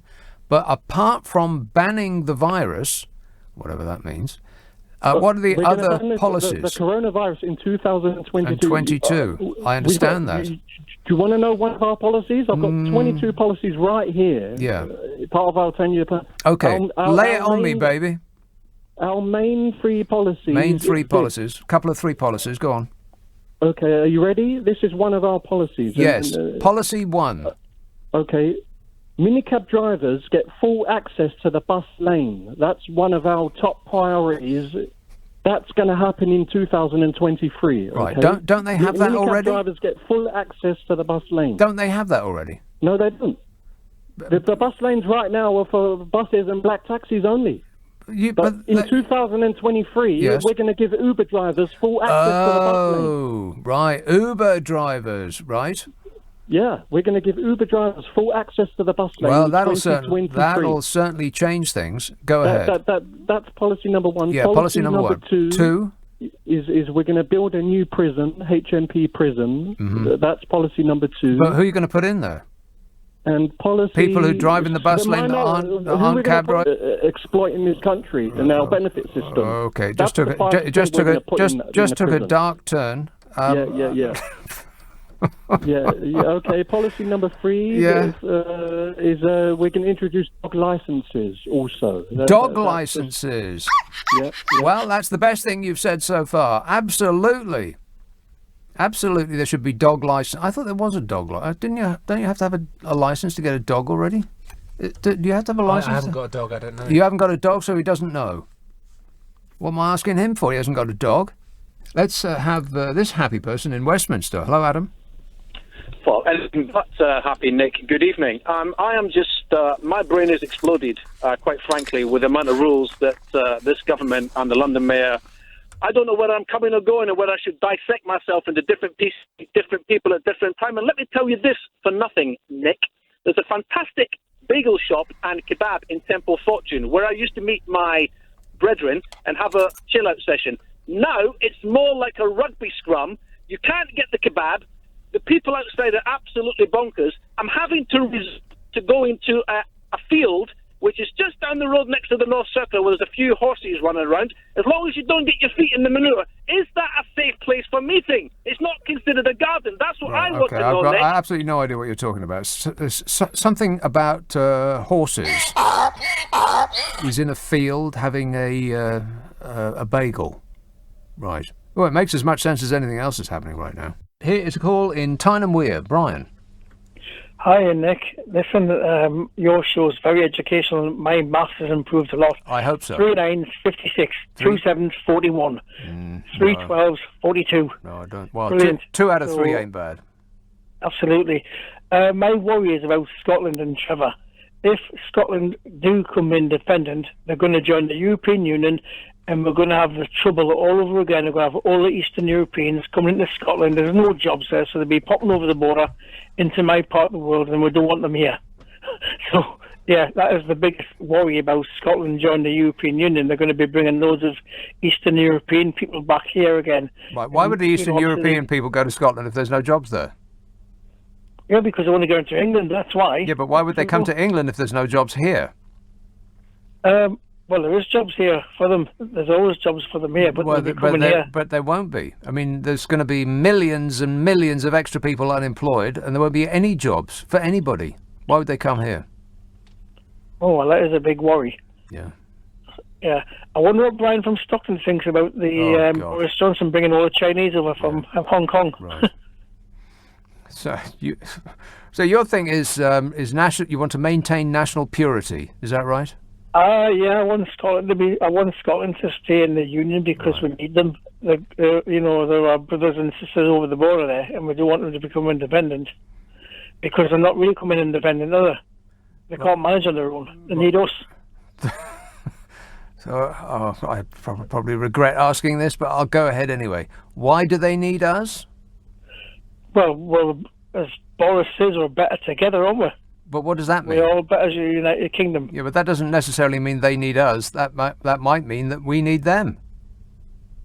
Well, maybe, but yeah, we'll be together for how many years? Over 300 years. Over 3 years, yes. Together. Right. So, is there a period beyond which you can't split As long as the marriage has been going for a certain period of time, that's it? Well, they can't manage. I mean, the Czech Republic and Slovakia split up, and the Czech Republic's doing amazingly well. Right. What's that got to do with us? Oh, nothing. But I just thought I'd just throw them in there because they're doing fantastically well. Right. Eastern Europe again, of course. So. Yeah. Yeah. It is. Right. So, like you said before, Nick, when you were talking about automation, there's going to be no jobs. If we have mass unemployment, then we're going to have problems with people buying stuff. If everything's going to be made by robots, who's going to buy the stuff on the production line if there's no jobs? Right, you're all over the place. Now we're talking about robots. Affirmative. Yeah. Is Brian from Stockton-on-Tees on tonight? Oh my God, I don't know. Let's hope not. Is he your brother or something? Maybe it's the same bloke. Painful. Equally painful. Meanwhile, here's a call in Stockton-on... Oh, no. I've been sideswiped. Hello, Brian. Yes, good evening, Nick. Yes, good evening, Brian. Well, the world's coming to an end tonight. You know, you're so down, Nick, aren't you, about everything? Yes. No, the main thing in the news is, what is the main thing to get on top of this virus? Matt Hancock wandering about a park, smirking and breathing all over innocent bystanders. No, we'll talk about it. The main picture. What is the main thing? Donald Trump leaving office, and we can't wait to see the back of him. Bye-bye. It is the rollout of the vaccination, isn't it? Yes. The rollout of the vaccine. The rollout of the vaccinations. And you've never mentioned it one... Brian, you don't listen to this show, do you? You have such selective hearing. Yesterday, on this very show, I was actually praising the government for their efforts in this regard. I actually said that they were doing well. In fact, better than other countries. But you didn't hear that because all you hear is what you want to hear. You excruciating man, you. What did you spend 30 seconds on it, did you? No. When you went to your war again? I don't know. I didn't put a timer on it, but I did, for quite a considerable number of minutes I was talking about how well we were doing. The media's time is, the main media, and these shows like yours, your time is about up. GB News is going to get released soon. GB News, it's coming on air. It's on a lot of channels, and the fight back is happening. It's going to happen. Andrew Neil's presenting it. Andrew Neil, God. Nigel Farage. And Struth. That's all we need. Yeah, there'll be nothing fake about that. I'm a nutcase. You will hear both sides of the argument. No, you won't. You'll hear one side of the argument, which is what people like you insist on. Anytime you hear the other side of an argument, you flip your puce wig and do your nut. You're not remotely interested in both sides of the argument. You're not interested in balance. What balance means to you is only hearing your own opinions read back to you, Brian. When you were praising the rollout of the virus, yes. Did you also say that France is the worst? Well, I don't have that information to hand. France is not necessarily the worst in the world. How can you even say that? It's in all the news all over that France are doing very well. Is this all the news that you said doesn't report things like this? Yes, well, they have to report this because it's that bad. No, they don't. You just got through telling me that the mainstream media does not report this, and then you said that it was in all the news. Brian, you're going to have to pick one. I know that you call in just in order to get your blood boiling because it's the way you get some small pleasure out of life, but you're just too annoying. Chigwell, hello, Andrew. Good morning. Andrew. Duchy of Cornwall, who maintains and is responsible. Andrew, are you talking through a sock? Sorry, is that there? You are. Hello again. Yes, the Duchy of Cornwall, not the Duke. The Duchy of Cornwall is responsible for the maintenance of large areas of the estate there, which normal people live on, that he rents out to, and that comes out of the purse of the monarchy. Yeah, at market rate. It doesn't come out of the purse, it goes into the purse. The profits from that... Yes, they do. He made £22 million from it last year. That's right, and he also maintains property there.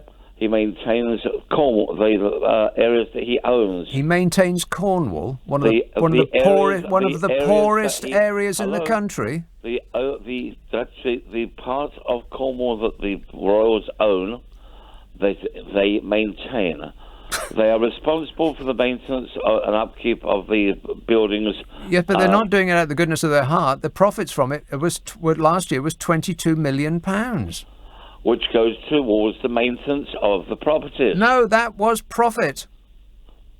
And where did that was profit. Yeah. And that money goes to also... into the pockets of his double-breasted suit. No. Yes. No. Yes. If you actually have a look, he also has a lot of other properties to maintain. I'm sure, yeah, most of the country, I'm sure. Also, with regards to the state visits bring in money for How do they do that? For the country. No, it drains money out of the country. No, free holidays at unimaginable amounts of money drain money out of the country. They don't bring it in. How do they bring it in? No, you're talking about expenses. Yes. Right. It also brings money into the country. How? Because on the state and royal visits, the money that they get, the investment that is made into Britain. How do people invest in Britain based on a royal visit? Money invested into London. Money invested into property. What has that got to do with a royal visit, though? How does the money come in based on a royal visit? It goes out, surely. But also the cost of it goes out. In also in investment in the country. How does the one lead to the other? They are ambassadors to the country. Right. So if they didn't go on £1 million holidays, then nobody else in the rest of the world would have heard of Britain. You see, none of these arguments stand up. It's just preposterous. But we're stuck with it, I suppose. Bromley. Neil. Hello, yes. Good night, Nick. Yes. Briefly about Donald Trump, I'm going to talk about that, but I think in the land of the blind, the one-eyed man is king.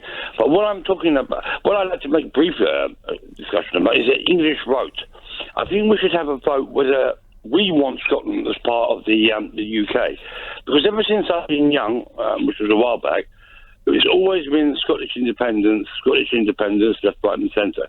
Now, it's like being sort of written out of it all. And I remember David Cameron saying at some point, I think I do, that we would have the right to, vote if we wanted our own personal, independence as well, so we could say we're English rather than UK or GB or whatever you want to call it. And you see, with Scotland, I don't think they've thought it through. Because they've got that bog brush of a ginger woman that runs the show, apparently. And what are they going to do? A Scottish army. Why would they want to waste their money? Why would they want to waste their money on a Scottish army? Well, exactly. I mean, I don't think they thought it through. I mean, it's like, all right, get your independence. No. I mean, why would they need a Scottish army? Because they're going to be independent. What do they need an army for? Well, because they're not there, I suspect. The line just disappeared on us there. Give us that answer again. Why does Scotland need an army? Because when you are a country, I assume you have to have your own police force, your own army, your own... police force, not army necessarily. Why would you need an army? Well, who's going to invade Scotland? Nobody would dare. You have to have some sort of militia. Well, the Romans tried and they stopped, didn't they? Hadrian's Wall. But if they want it, then let them have it. That's what it's just so. There's more Scottish people living in England than there is in Scotland. I'm not sure that's true. I believe it is. I mean, it sounds like something you just made up. But no, yes, it is. You started. You started by saying that the English should have a vote on whether Scotland leaves, and now, wait a minute, and then you said that they oh God, you're so contorted. I've forgotten what it is you said. First of all, you said that we, the English, should decide on whether Scotland leaves, right? Yes. Right. And now you're saying that I don't know, what is it you're saying now? No, it's not we should have a vote whether we want Scotland in, because the Scottish are always having votes whether they want to be independent or want to stay with us. Yeah. Why can't it be reciprocated whether we want them anyway? Why can't, I have a suspicion that if that vote was cast, it would be, all right, lads, away you go. Yes, but they're not our property. No, but they want to be independent from us. You have to still, retain, as you say, a lot of the other. If they're independent, then that's it. They're basically like Gibraltar or, I don't know, whatever. I mean, part of the Commonwealth, I guess. I don't know exactly what they will become. And they want to make their own deals with the EEC and, you know, whatever. They reckon they're going to be, even though the North Sea gas is out and there's going to be not much income coming in from. But yeah, all right, okay. If that's what you want, come on, away you go. That's my opinion, really, because But it isn't your opinion. Your opinion is that the English should decide on whether the Scots go, and then at the same time you're saying that the Scots should be able to decide whether they go. So you're saying two different things that are opposite to each other. I'm not. You miss. The Scottish have already. I mean, they've had a vote, and they had a vote, and then their circumstances materially changed because we, stupid morons in the South, believed in something called Brexitopia. And believed a bunch of fairy stories and nonsense about how great life was going to be, and the Scots were far too canny for that. Okay, well, it hasn't suited them, so therefore now, as you say, the circumstances have changed, so they want to have another referendum based on the fact that the circumstances have changed. Correct. So let them. But why can't we? The point I'm trying to make is no one has ever asked English whether we want them in the first place. We have a right. Okay, you know, you've been... Okay, you got it the wrong way around. England can't decide whether the Scots leave or not. We can decide whether we leave, surely. No, we are the biggest. We are the biggest brother in the house, aren't we? Let's face it. The other guys are smaller brothers. So if we decide, look, okay, we're going to shut the door on you, they're banging the door against us all the time. The Welsh, I mean, they're all right. They're happy. They don't cause any trouble. It's fine. And we won't get into the up there in the north. You know, I mean, they've been throwing stones at us for years. You know, this, that, and everything else. Yeah, with good reason. Well, fair enough. I think, you know, I don't want to sound like ungrateful because of the contributions that they... Too late. Well, no, all the contributions that they've made to society with the, inventing absolutely everything, yes. I know, I'm aware of that. No doubt with British education and stuff like that, because that's right. That's right. The Scots only managed to invent everything because of English education. Oh boy. Anyway, Neil, it's been entertaining. Is that it? Well, it changed the subject, didn't it? So there you go. Yeah, it did. It certainly did. You got that right. He changed the subject. Correct. Bromley. Hello, Luke. Hi, good evening. I've got two little stories, and you can make up your own mind whether it's good or bad, because I think what we're looking at here is something so far removed from our regular lives, which is unbelievable, the way these big companies operate. You're absolutely right. I used to work for a company, I won't mention any names unless you ask, where we used to sell chip and pin terminals to businesses. That company was operating really well. We used to sell the contracts. There was about over 100 salespeople selling these things, and then the contracts would go off to the big super company, which would the acquirer, and then essentially they'd run the thing. Okay, so that's how it worked. Then all of a sudden that big acquirer company came to this smaller company and offered the owner $213 million for the company, which he thought, okay, it's great, after 10 years, it's a good innings. So we all ended up working for this big blue chip company. They then basically got rid of all the staff except for the salespeople and the contracts. All these people in Grimsby all lost their jobs. Massive, great company, which is doing really well, zeroed out. Okay, so that wasn't very ethical. So now they had all these contracts worth a lot of money, they were running the thing. This company then floated about a year later for £4 billion. It then went on the stock exchange. It then got resold. They then took on a exec who came into the company for 4 years. He was on £100,000 a month, which is okay, 1.1 million or something. But then 4 years later, he floated the company for, how much was it now? 43 billion, and he earned 35 million after tax in 1 year. 35 million. This guy then jacked in his job straight away as soon as he got that, and then he ended up working for the biggest telecoms company in this country. So that's how these companies work. That company is now American owned. It used to be British owned, and it was the only profitable part of a big bank which went bust from Scotland, which the government bought out. So 35 million quid he got in a bonus on top of obviously his regular annual salary of 1.1 million. So that's that little story. And that company does acquiring of the biggest acquirer of obviously chip and pin terminals. So that's that. I used to work for them. I was president of the company, top 5% of salespeople. Then I ended up setting up my own company. Now, the other thing I was going to say is Sunak, which is a great guy, he also has a bit of a background as well. You realise, obviously, he's been director of lots of big city firms, sort of thing. Yeah. And he's actually the richest guy in Parliament. Do you realise? Yes, I do know that. Yeah. Yeah, I was in a meeting with his father-in-law. His father-in-law obviously owns a big IT company which does the infrastructure for Microsoft and all that stuff. And he's a multi-billionaire, and he's obviously the son-in-law. So you'll notice perhaps there might be a few deals along the way which help out these IT companies, because obviously helps those father-in-laws sort of, here and there. It's not corrupt. It's just the way that he believes is the right way to run the country, because obviously you help the big guys, and that flows down as the way they look at it. Well, I think you threw that away quite easily. It's not corrupt. It does look. It looks, if it's not provable corruption, it does look a bit dodgy. Yeah, I think Sunak has best intentions. He truly believes you look after these big companies, which really? turn over billions. But why? Just because he's got a nice smile? Well, yeah, but he would think that, look, these big companies are IT. They're going to keep the city running, but then obviously centre of attention for lots of countries. It employs lots of execs, which then buy the big homes in Essex and stuff, or whatever. Leatherhead, I don't know. They then spend the taxes, they then buy shares and keep up with other companies. Goes round and round, and then. But there you're wrong. It does not go round and round. It would go. The money would go round and round if it was distributed among ordinary people, because they would spend it. They'd spend it on shoes and cars and phones and meals out and all of that stuff. The money does not go round and round if you give it to the super rich, because they've already got more money than they could reasonably spend in a lifetime. It just sits in their account. Why would they spend £1,000 a month that you would give them? What are they going to do with it? They've already got thousands of pounds.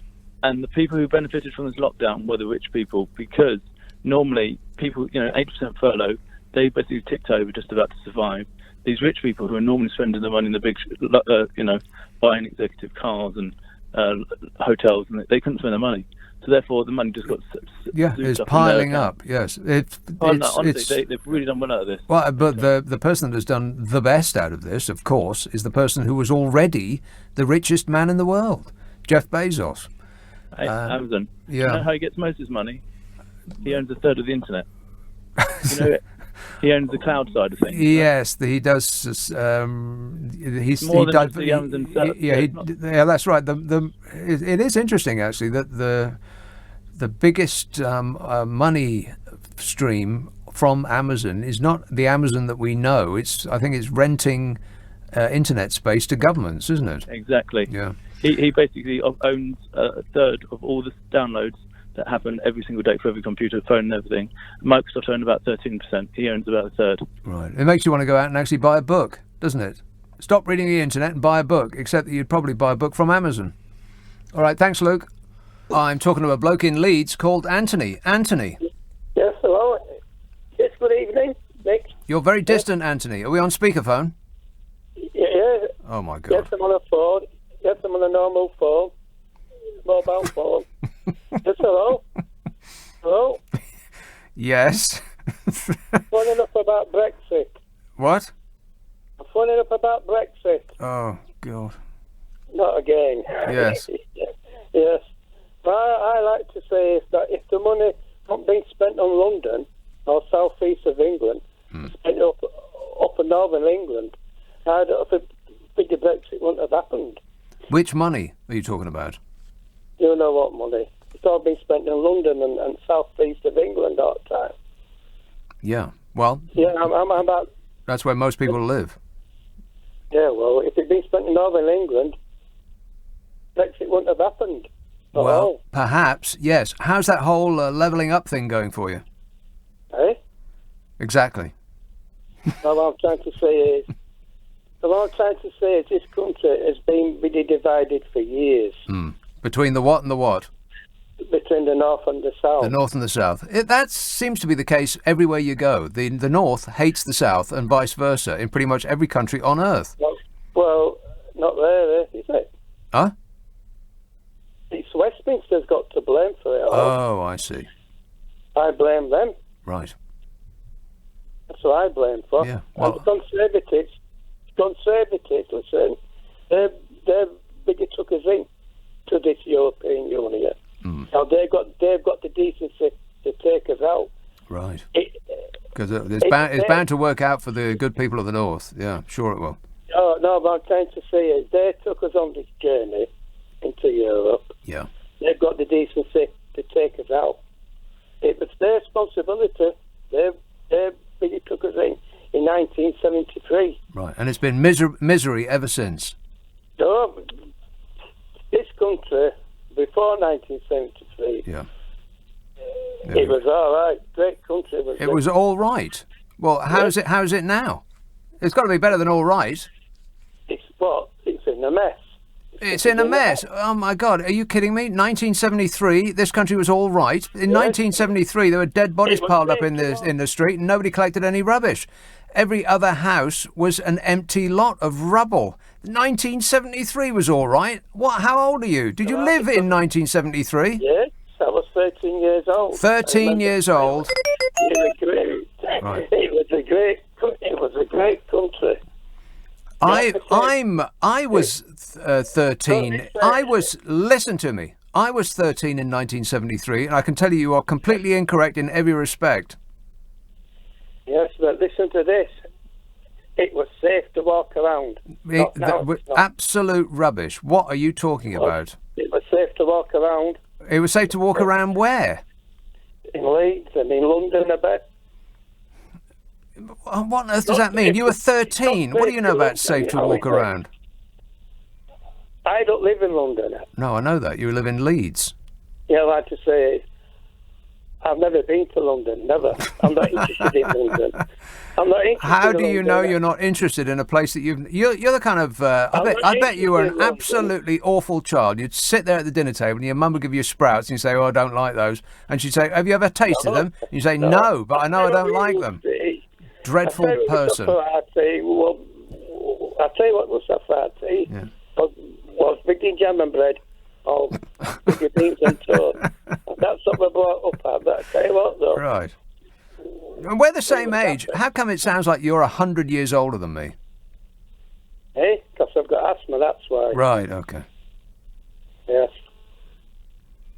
Like I said before, the Conservatives, they took us into the European Union on this joyride. Yeah, now they're having the decency to take you back out again because, outside is going to be sunny uplands. Oh, my God, you'll be able to see them with binoculars from where you're standing, Anthony. Middlesbrough. Hello, Reg. Hello, mate. You all right? Yes, good, thanks. Good. Lockdown. Yeah. Yes. Well, we're on total lockdown up here at the moment. Yeah. And how long has that been going on for? To the best of my knowledge, I think it kicked in beginning of the week. See, right. I don't have nothing to do with it all because, I saw it. When was it? Hold on, bear with me. Mm-hmm. Yeah, I was told my carer came round Thursday and said, it's happening at the weekend. But to be honest with you, see, it don't affect me. Why? Because I don't go out. So, I'm quite enjoying it because nobody knocks my door. And all the junk mail that comes through the letterbox, that's starting to cut down. But you remember Jimmy, the troll, yeah? Yes.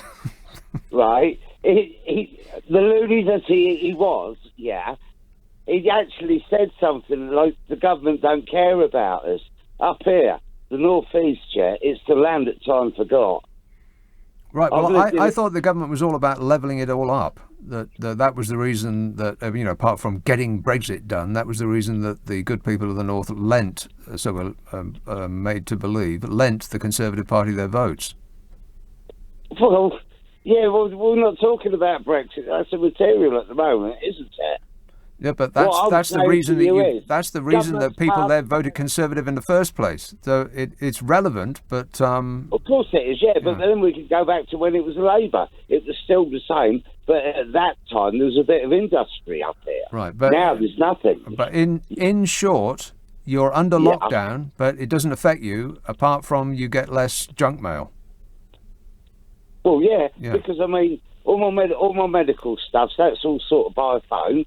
the prescriptions get delivered, a marvellous food, like big supermarket. Am I allowed to say the name? Which one? Sainsbury's, Tesco's, Waitrose? Morrison's, Aldi. yeah. Oh, Morrison's. Because yes. I'm disabled. Without mentioning any brand names. Morrison's. Yeah. Don't say Morrison's, right? I phone up my order, and the next day...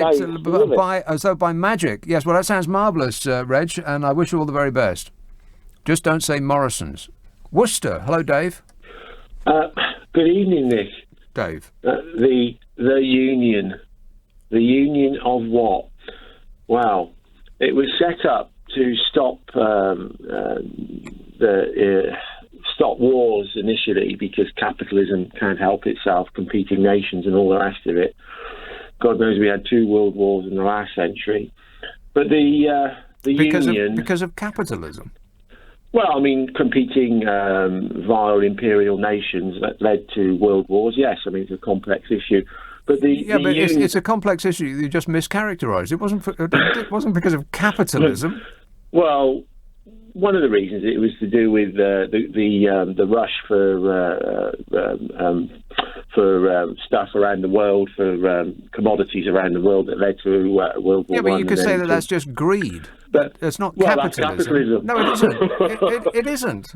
Anyway, but the EU, I wanted to talk about the EU was set up to stop wars initially. That was its kind of main reason. I can't say with the tart, whatever they call it, that pompous word. But it turned into, and that's why people voted to get out, it turned into a greedy, corporate, bureaucratic... Oh, please. Meals, of all the countries in Europe, we are the greediest and most corporate. What are you talking about? What is look, what has that union done for the people of this country? Oh my God! What have they ever done for us?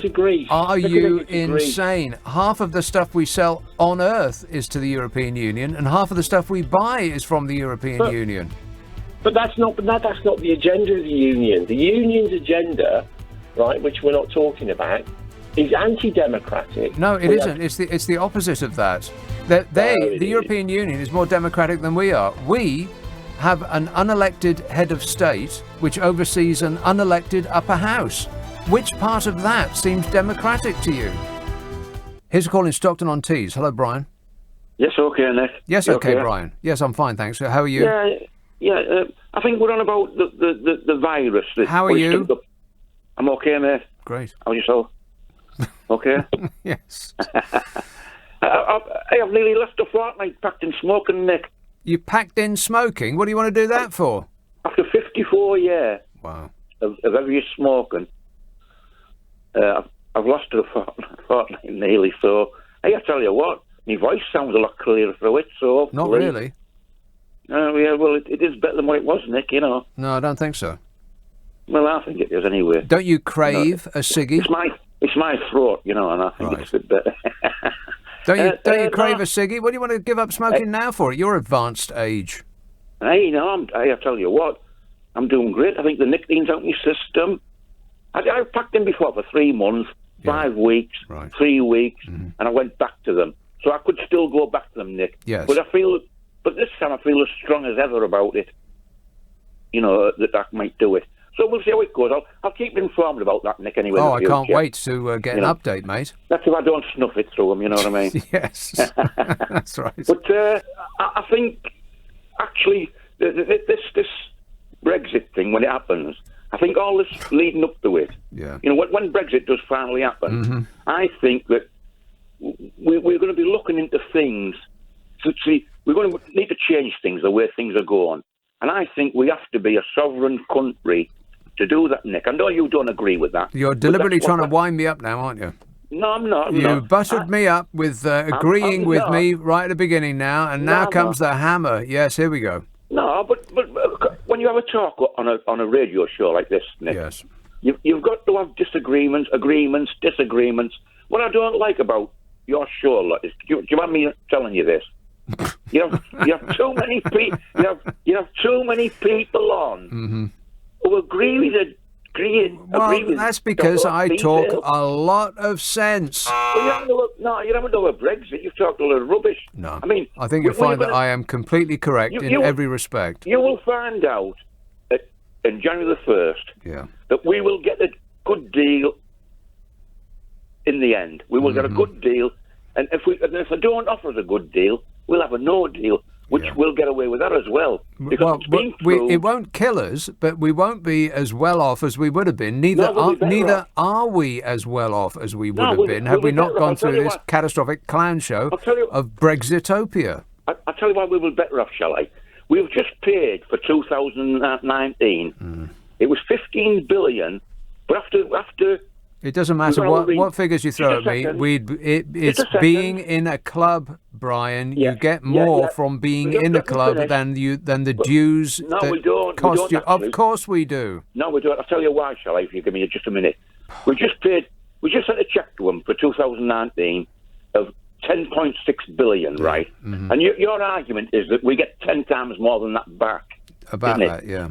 For being in the club. Yeah. But how can you say that if you can't gauge it against anything else? Because we've been in 40-odd years, and you'll only be able to gauge it when we've left for a couple of years, and you see how much we're making by not paying the 10 billion. Do you understand? No. So it doesn't hold water what you're saying, Nick. Does it really? Well then neither does anything that you're saying. But you make this point all the time. I mean, you can't but if you're making the point that I can't tell because there isn't another exact country like ours that happened to be outside of the EU all of these years that we can compare ourselves with, then neither can you make any of the points that you're making. But I've said in 2 years we're going to find 2 or 5 years. If we start doing our own trade deals. But even then you won't be able to tell, Brian, because there won't be another exact country like ours that stayed in while we were out. Yes, but we just got a trade deal with Canada. There's good signs. No, we did not get a trade. We did not get a. No, we did not get a trade. No, we did not get a trade deal with Canada. But in all the news, we have. We had an agreement to carry on as we were. Yeah. We've shot ourselves in the foot for the exact same thing we had before. Japan is an inland one. Japan. Oh, Japan! Would you do me a favour, Japan? Do you know anything about the deal that we got with Japan? Because I do. Right. Well, go on then. All right. You tell me what you know about Japan. We got the same deal as the EU, plus, but it's enhanced that we have enhanced on that by about $1 billion or $2 billion. It's actually better than the EU's deal. Oh. The EU are complaining about what are you talking about? This is just desperate from you, Brian. And I know that you called up. I know you called up just to wind me up because that's what you do.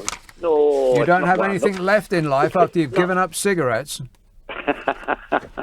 The thing is, Nick, we're going to soon find out, aren't we, either way, who's right or wrong. Right. Liz Truss has been accused of misleading MPs and the public over her Japan trade deal because all the tariff wins are for goods that the UK does not export to Japan anyway. Just 10 of the 9,444 products will enjoy lower taxes. 10 out of 9,444. A list of obscure items such as birds' eggs, raw hides, fur skins and handbags. And ultra-strong spirits of at least 90% alcohol. Maybe that's what you've been drinking, Brian. I tell you what, I bet they give us a good deal, Nick. Who? Japan? Give us a good deal. This is the EU. This is Japan. The EU will give us a deal like a parent in a supermarket whose child has fallen to the floor and is screaming. They'll just give us whatever we want just to shut us up. So that means if they don't give us what we want, they're in trouble, aren't they? No, they're not in trouble. We're in trouble. This flag-waving nonsense about them needing us more than we need them is just that nonsense. They've got no fish. No fish. Oh my God! Right? Will you people stop going on about the blooming fish? Hang on, they've got no 10.6 billion. Yeah. And they probably won't get the 39 billion that we were going to give them to give us a trade deal. Yeah, sure. Right. Nearly 40 billion. Okay. Anything you say, Brian. The thing is, they're going to give us a deal, aren't they? Yes, of course they will. Because they're not stupid. It would be better for them to get a deal. It's vital for us to get a deal because the one that we were hoping to get from the Orange Nightmare in the White House isn't going to happen anymore. I'll say one thing before I go, shall I? If we don't get sovereignty back, we'll have no deal. Sovereignty. This country is being run by Boris Johnson's girlfriend at the moment. What are you talking about? But why don't you want to have sovereignty for this country, Nick? Sovereignty. What does that even mean? It means we get our own waters back. Our own waters. Oh, for crying out loud. Just because a fish happens to swim through our waters doesn't make it ours. Why should we have a law of justice over there telling us what to do with our laws? Do you feel that you have any control over the laws of this country? Do you think that the people in this country have... we have zero control. We're being fined. We can complain, but we'll be fined if we do. Yeah, we won't vote them in next time, will we, if they don't listen to us? You know? Yeah, so in the meantime, they can do anything they want for the next 5 years. Anyway, Brian, please, I'm begging you, take up cigarettes again for the benefit of my health. Durham. Hello, Paul. Hi there, Nick. Paul. Nick, you're doing my brain in. I've been listening since 10 o'clock. We have spoken before. It's coming across very black and white, like anti-EU, it's awful, EU, wonderful. I voted Remain with a heavy heart. I was umming and ahhing which way to vote and all the rest of it. In the end, I voted with Remain on the basis we could improve it from the inside. But it's not that simple. I mean, hate or love Boris Johnson. I certainly don't love him. At least somebody voted for him. Who voted for von der Leyen and all the rest of it? We're bad, they're rubbish. Or we're rubbish, they're bad. It's just coming across so black and white. Are you kidding me? Are we still having the argument that the European Union is unelected? Oh my God, it's been years and years, and you've learnt nothing, Paul. Zero. Not one single syllable of argument has actually penetrated your mind. And you voted Remain in the first place. I am stunned.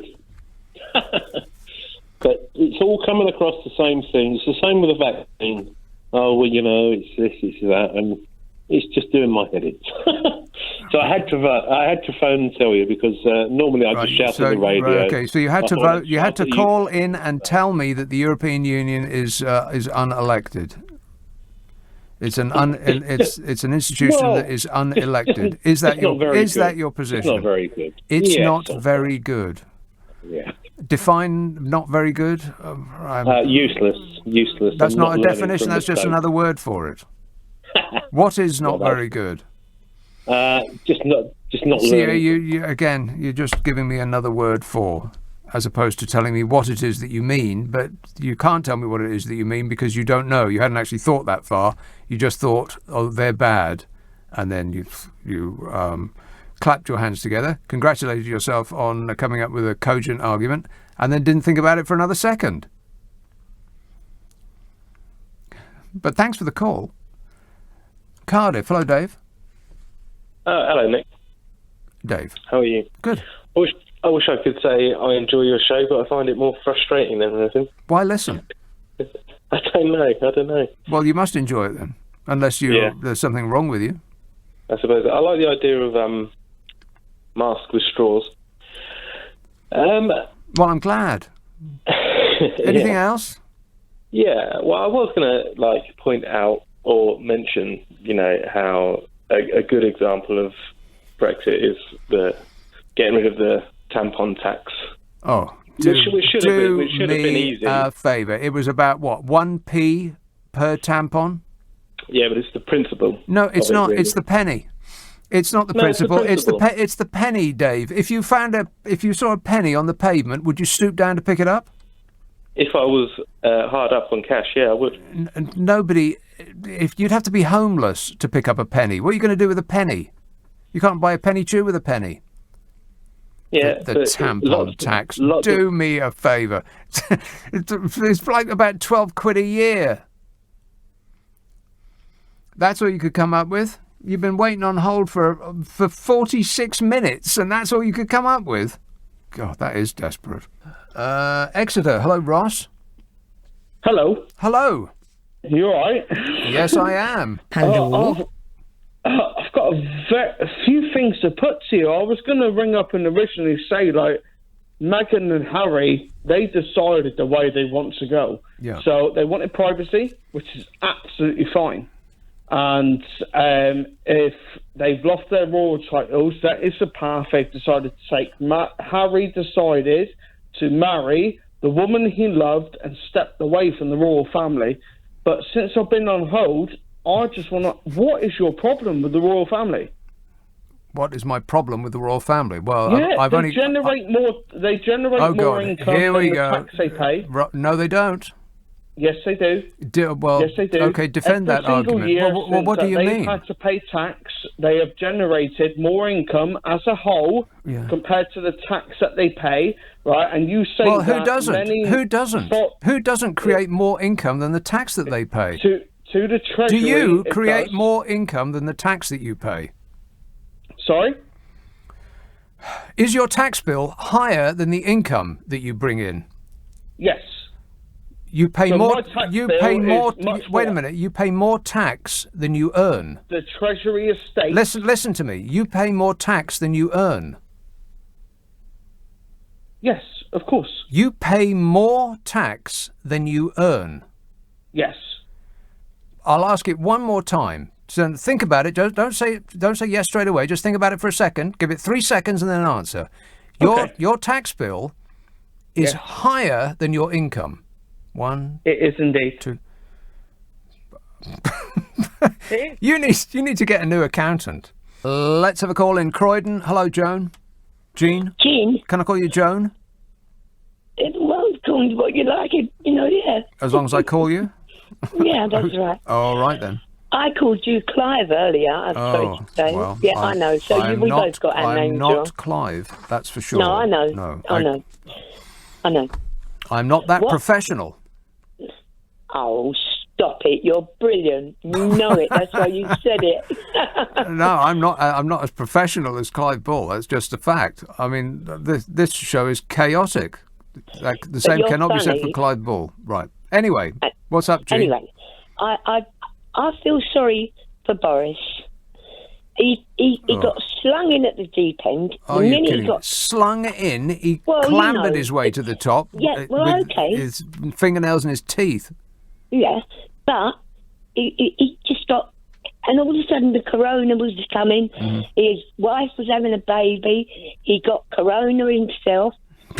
I mean, you got to give him a break, really. Oh, please. Well, I feel sorry for him, and I'm going to vote for him next time. Why? Well, because he's trying. He I was certainly having is. a food bank sent to my house. I didn't ask for it. It was Boris, and I get lots of letters telling me I've got to stay and I'm high risk, and he makes me feel safe. Boris Johnson sent you food? Well, I got where I can't go out. I'm ill. Yeah. I've got a big box of food every week. But what's that got to do with Boris Johnson? Well, I thought he'd done all that. No. Oh, who did that then? Well, who did that? I don't know. Where does it come from? I don't know. Where's your local food bank? I don't know where it came from. It just appeared at my door. What, you got mystery food showing up at your place? You got no idea where it's from? Well, who delivers it?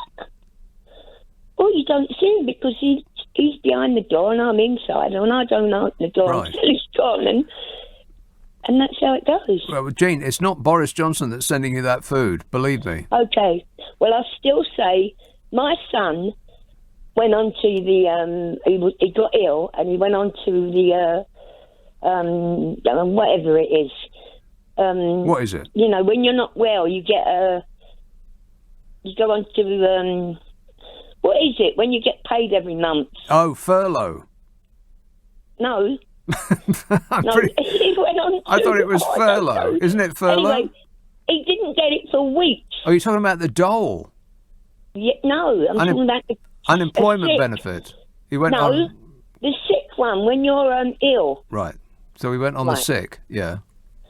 No, he didn't go on the sick. He got anyway. Yeah. He wrote to Boris because it took so long for him to get his money. Mm. He wrote to Boris, Yeah. and within a week, he got all his money, all what they owed him and everything, within a Jean. week. Coincidence. Boris Johnson had nothing to do with it. You don't seriously think that Boris Johnson reads letters that get sent to him? He must get sacks of mail.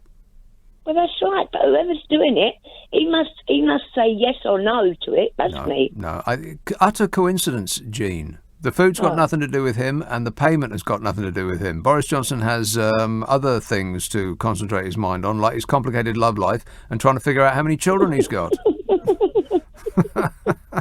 Oh, you're funny. Well, anyway, I'm still going to vote for him next time, because you know why? The sun come up in the morning, and it must have something to do with Boris Johnson. It gets light in the day and then dark at night. Thank you, Boris. It must be something to do with you, eh? I can't comment on that. Oh, God. Here we go. Stockton on Tees. Hello, Brian. Okay, Nick. Get your flags out.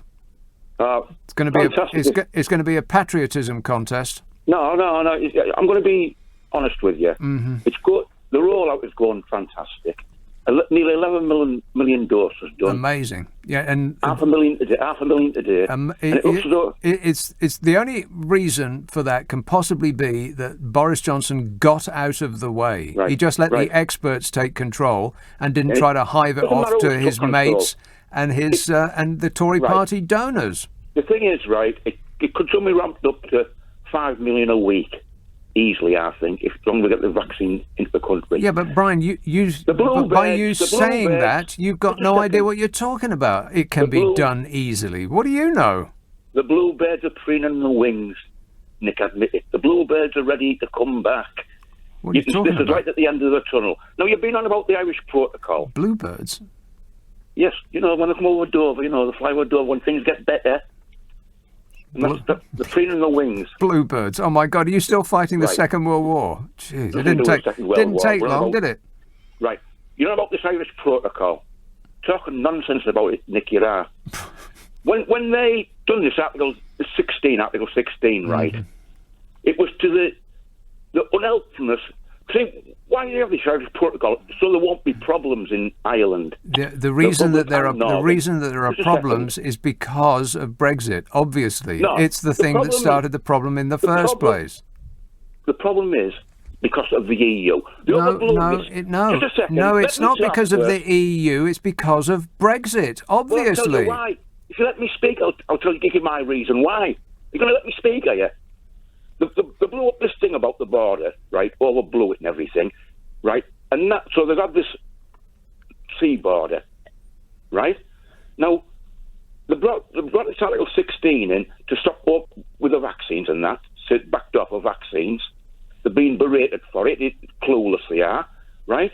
And now we've got them over a battle again now, haven't we? Oh no, here we go. They need us more than we need them. Jeez, I've listened to you already. This is not your show. You don't just get to trample all over everybody else by saying, let me speak. You've been speaking for practically 20 minutes already. But I've just told you the truth about it, haven't I? No, he's actually been waiting for 20 minutes, not speaking for 20. It seems like you've been speaking for 20 minutes, Brian.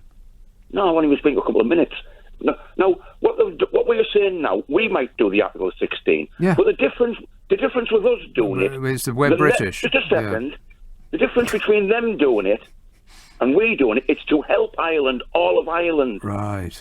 There's problems with you're a thing where all they want to do is help. Just a second. Right. You've said any soil on the boats or the wheels of tractors that are British, we're going to stop getting in. That is how silly they're getting. Can't you see? I've got no idea what you're talking about now. There's all sorts of consequences. There's all sorts of consequences that come with Brexit, amongst which are a border between us and the European Union, where no border existed previously. It's because of Brexit that this is happening. Boris Johnson and Macron have just been talking to each other, right? They've been saying we'll sort this vaccine thing out. Right. What is going to happen is the same as what happened with fish. We give them a few fish, we've got a free trade deal. Now, with a vaccine... We haven't given them a few fish. Right. I mean, listen to the people that actually do fish for a living. They're now talking, Johnson and Macron, as I've said, they will now say, we'll give you a few vaccines, sort this border problem out. it'll go away. Brian, they make vaccines in Europe. What are you talking about? We'll give them a few vaccines. France have done 1.9 million. We've done 11 million.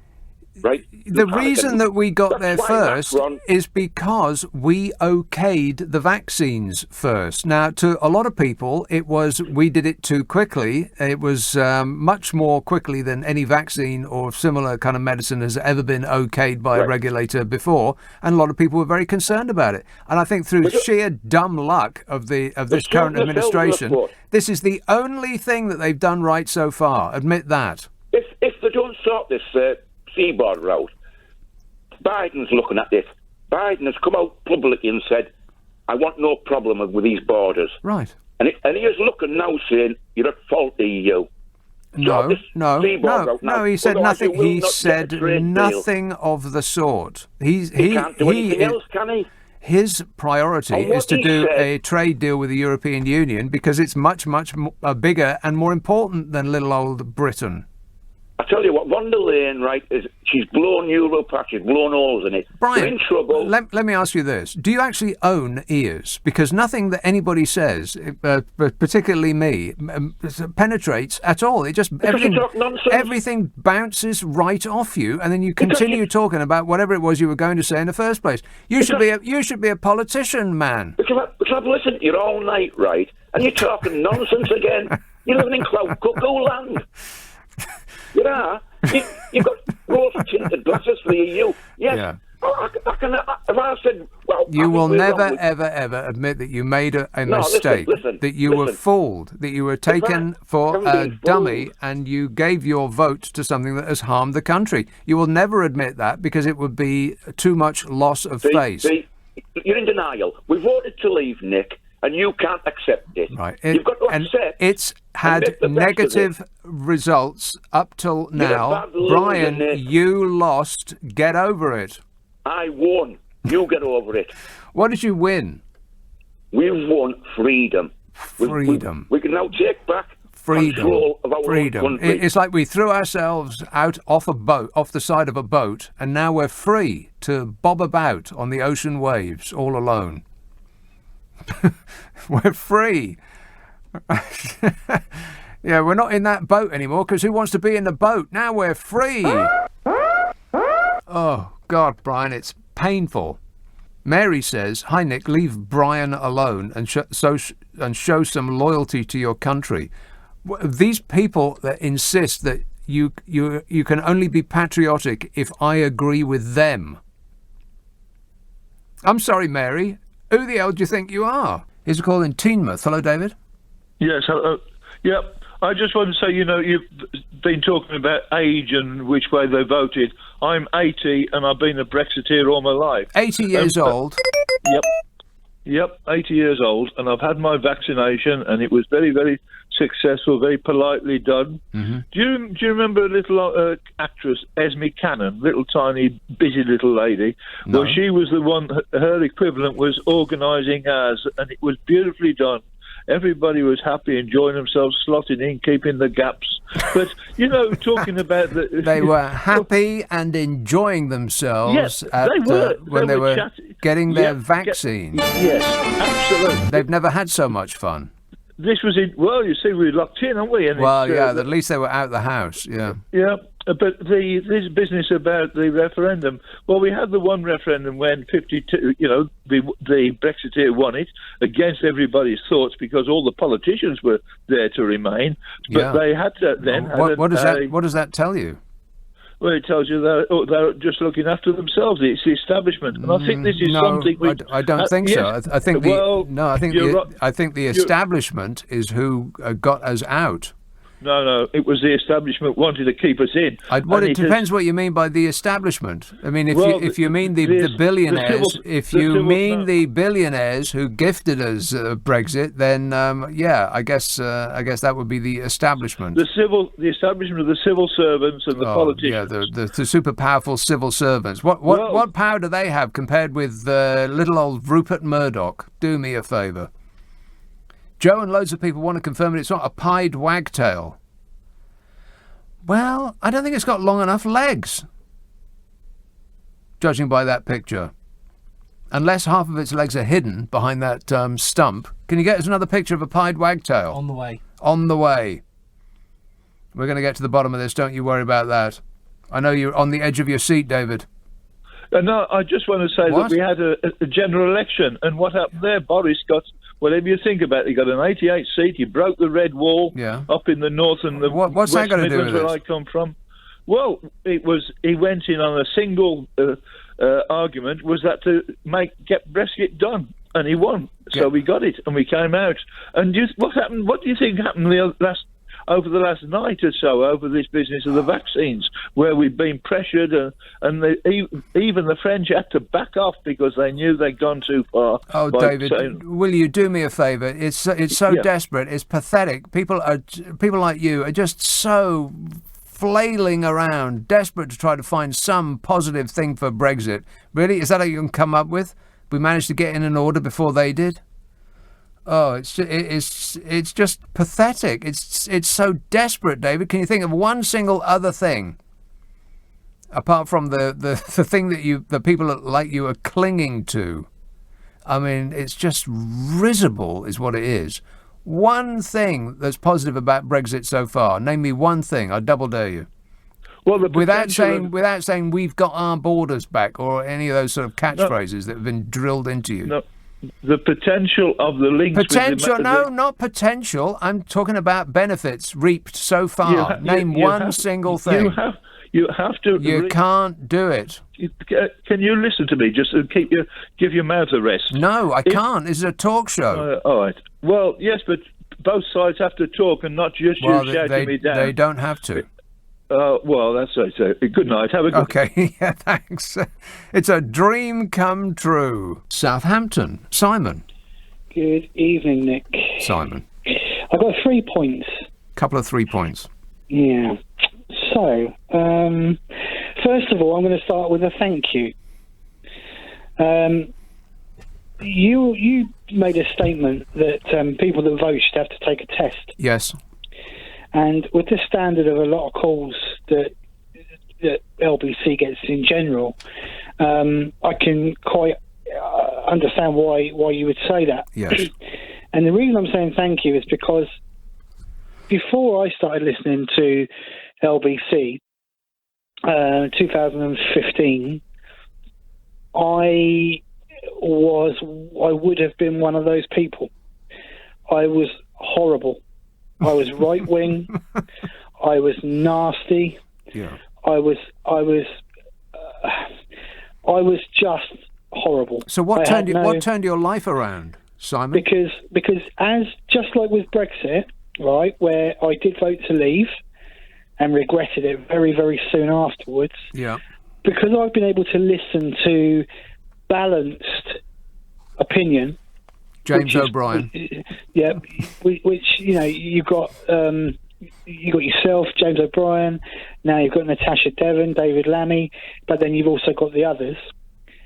And because of listening to that pretty much 12 to 16 hours a day, because I don't listen to music. I'm not really interested in music. What? It made me learn about who I am and my values. And the truth of the matter is, if you just said to me that there was a dinghy coming across the channel 6, 7, 8 years ago, yes, I would have been the one. I would have been the one. I would have been the one to say drown and I'm so ashamed of that. And it's only because I didn't have anybody to guide me to find my principles. And I didn't think beyond the problem. So, for example, you get these people that say there shouldn't be any immigrants in this country because there's not enough council houses for our own people, right? When really and truly, the problem is that your problem isn't with the immigrants. Your problem is with governments who haven't funded. Yeah, I think what you're referring to is that people have a set belief about many things, which is particularly in these days of the internet, is Well, before the internet, really, it didn't make any difference. You choose your friends based on mostly that they agree with you about most things. So you don't really get into a blazing row with people, and nor are your misperceptions corrected, and you don't get an opposite view. But listening to this radio station, you get opposite views all the time. And I could have gone either way, Nick. I could have gone either way, but it just so happens that I have a good heart, an intelligent brain. Right, you could have gone to the dark side. Well, this is the other thing, right? Left wing and right wing, okay? I don't think they mean what they've always meant anymore. I think they mean right and wrong. because if you're, let's say you got these people, like, for example, the people that have sent you in messages tonight about Trump, right? Back in Trump. Now, you'd have to have a head made of concrete not to realise and understand that man is everything that is wrong and everything that is bad. And it got to the point for me towards the election where, and I might have told you this, I certainly spoke to Clive Bull about it, right? I was actually going to hang up listening to the radio because of the callers that call in, because it's become more than entertaining. It's become worrying that the human race, or in this side of the world anyway, is actually not very nice, and I was losing faith. And I don't doubt that if it wasn't for the pandemic, that man would have got another 4 years. And God help us. And but you can't. If you can sit there and say that you agree with his policies and with who he is morally, then we're in a terrible, terrible state. I completely agree. Yes, it is absolutely remarkable how many people out there seem to be wrong-headed. That's why I voted Brexit. I'm gonna put it bluntly. That's why I voted Brexit. We're not a multicultural country. That's why I voted Brexit. Come on, join the hunt. You gotta love Nigel Farage because he's a proper British cunt.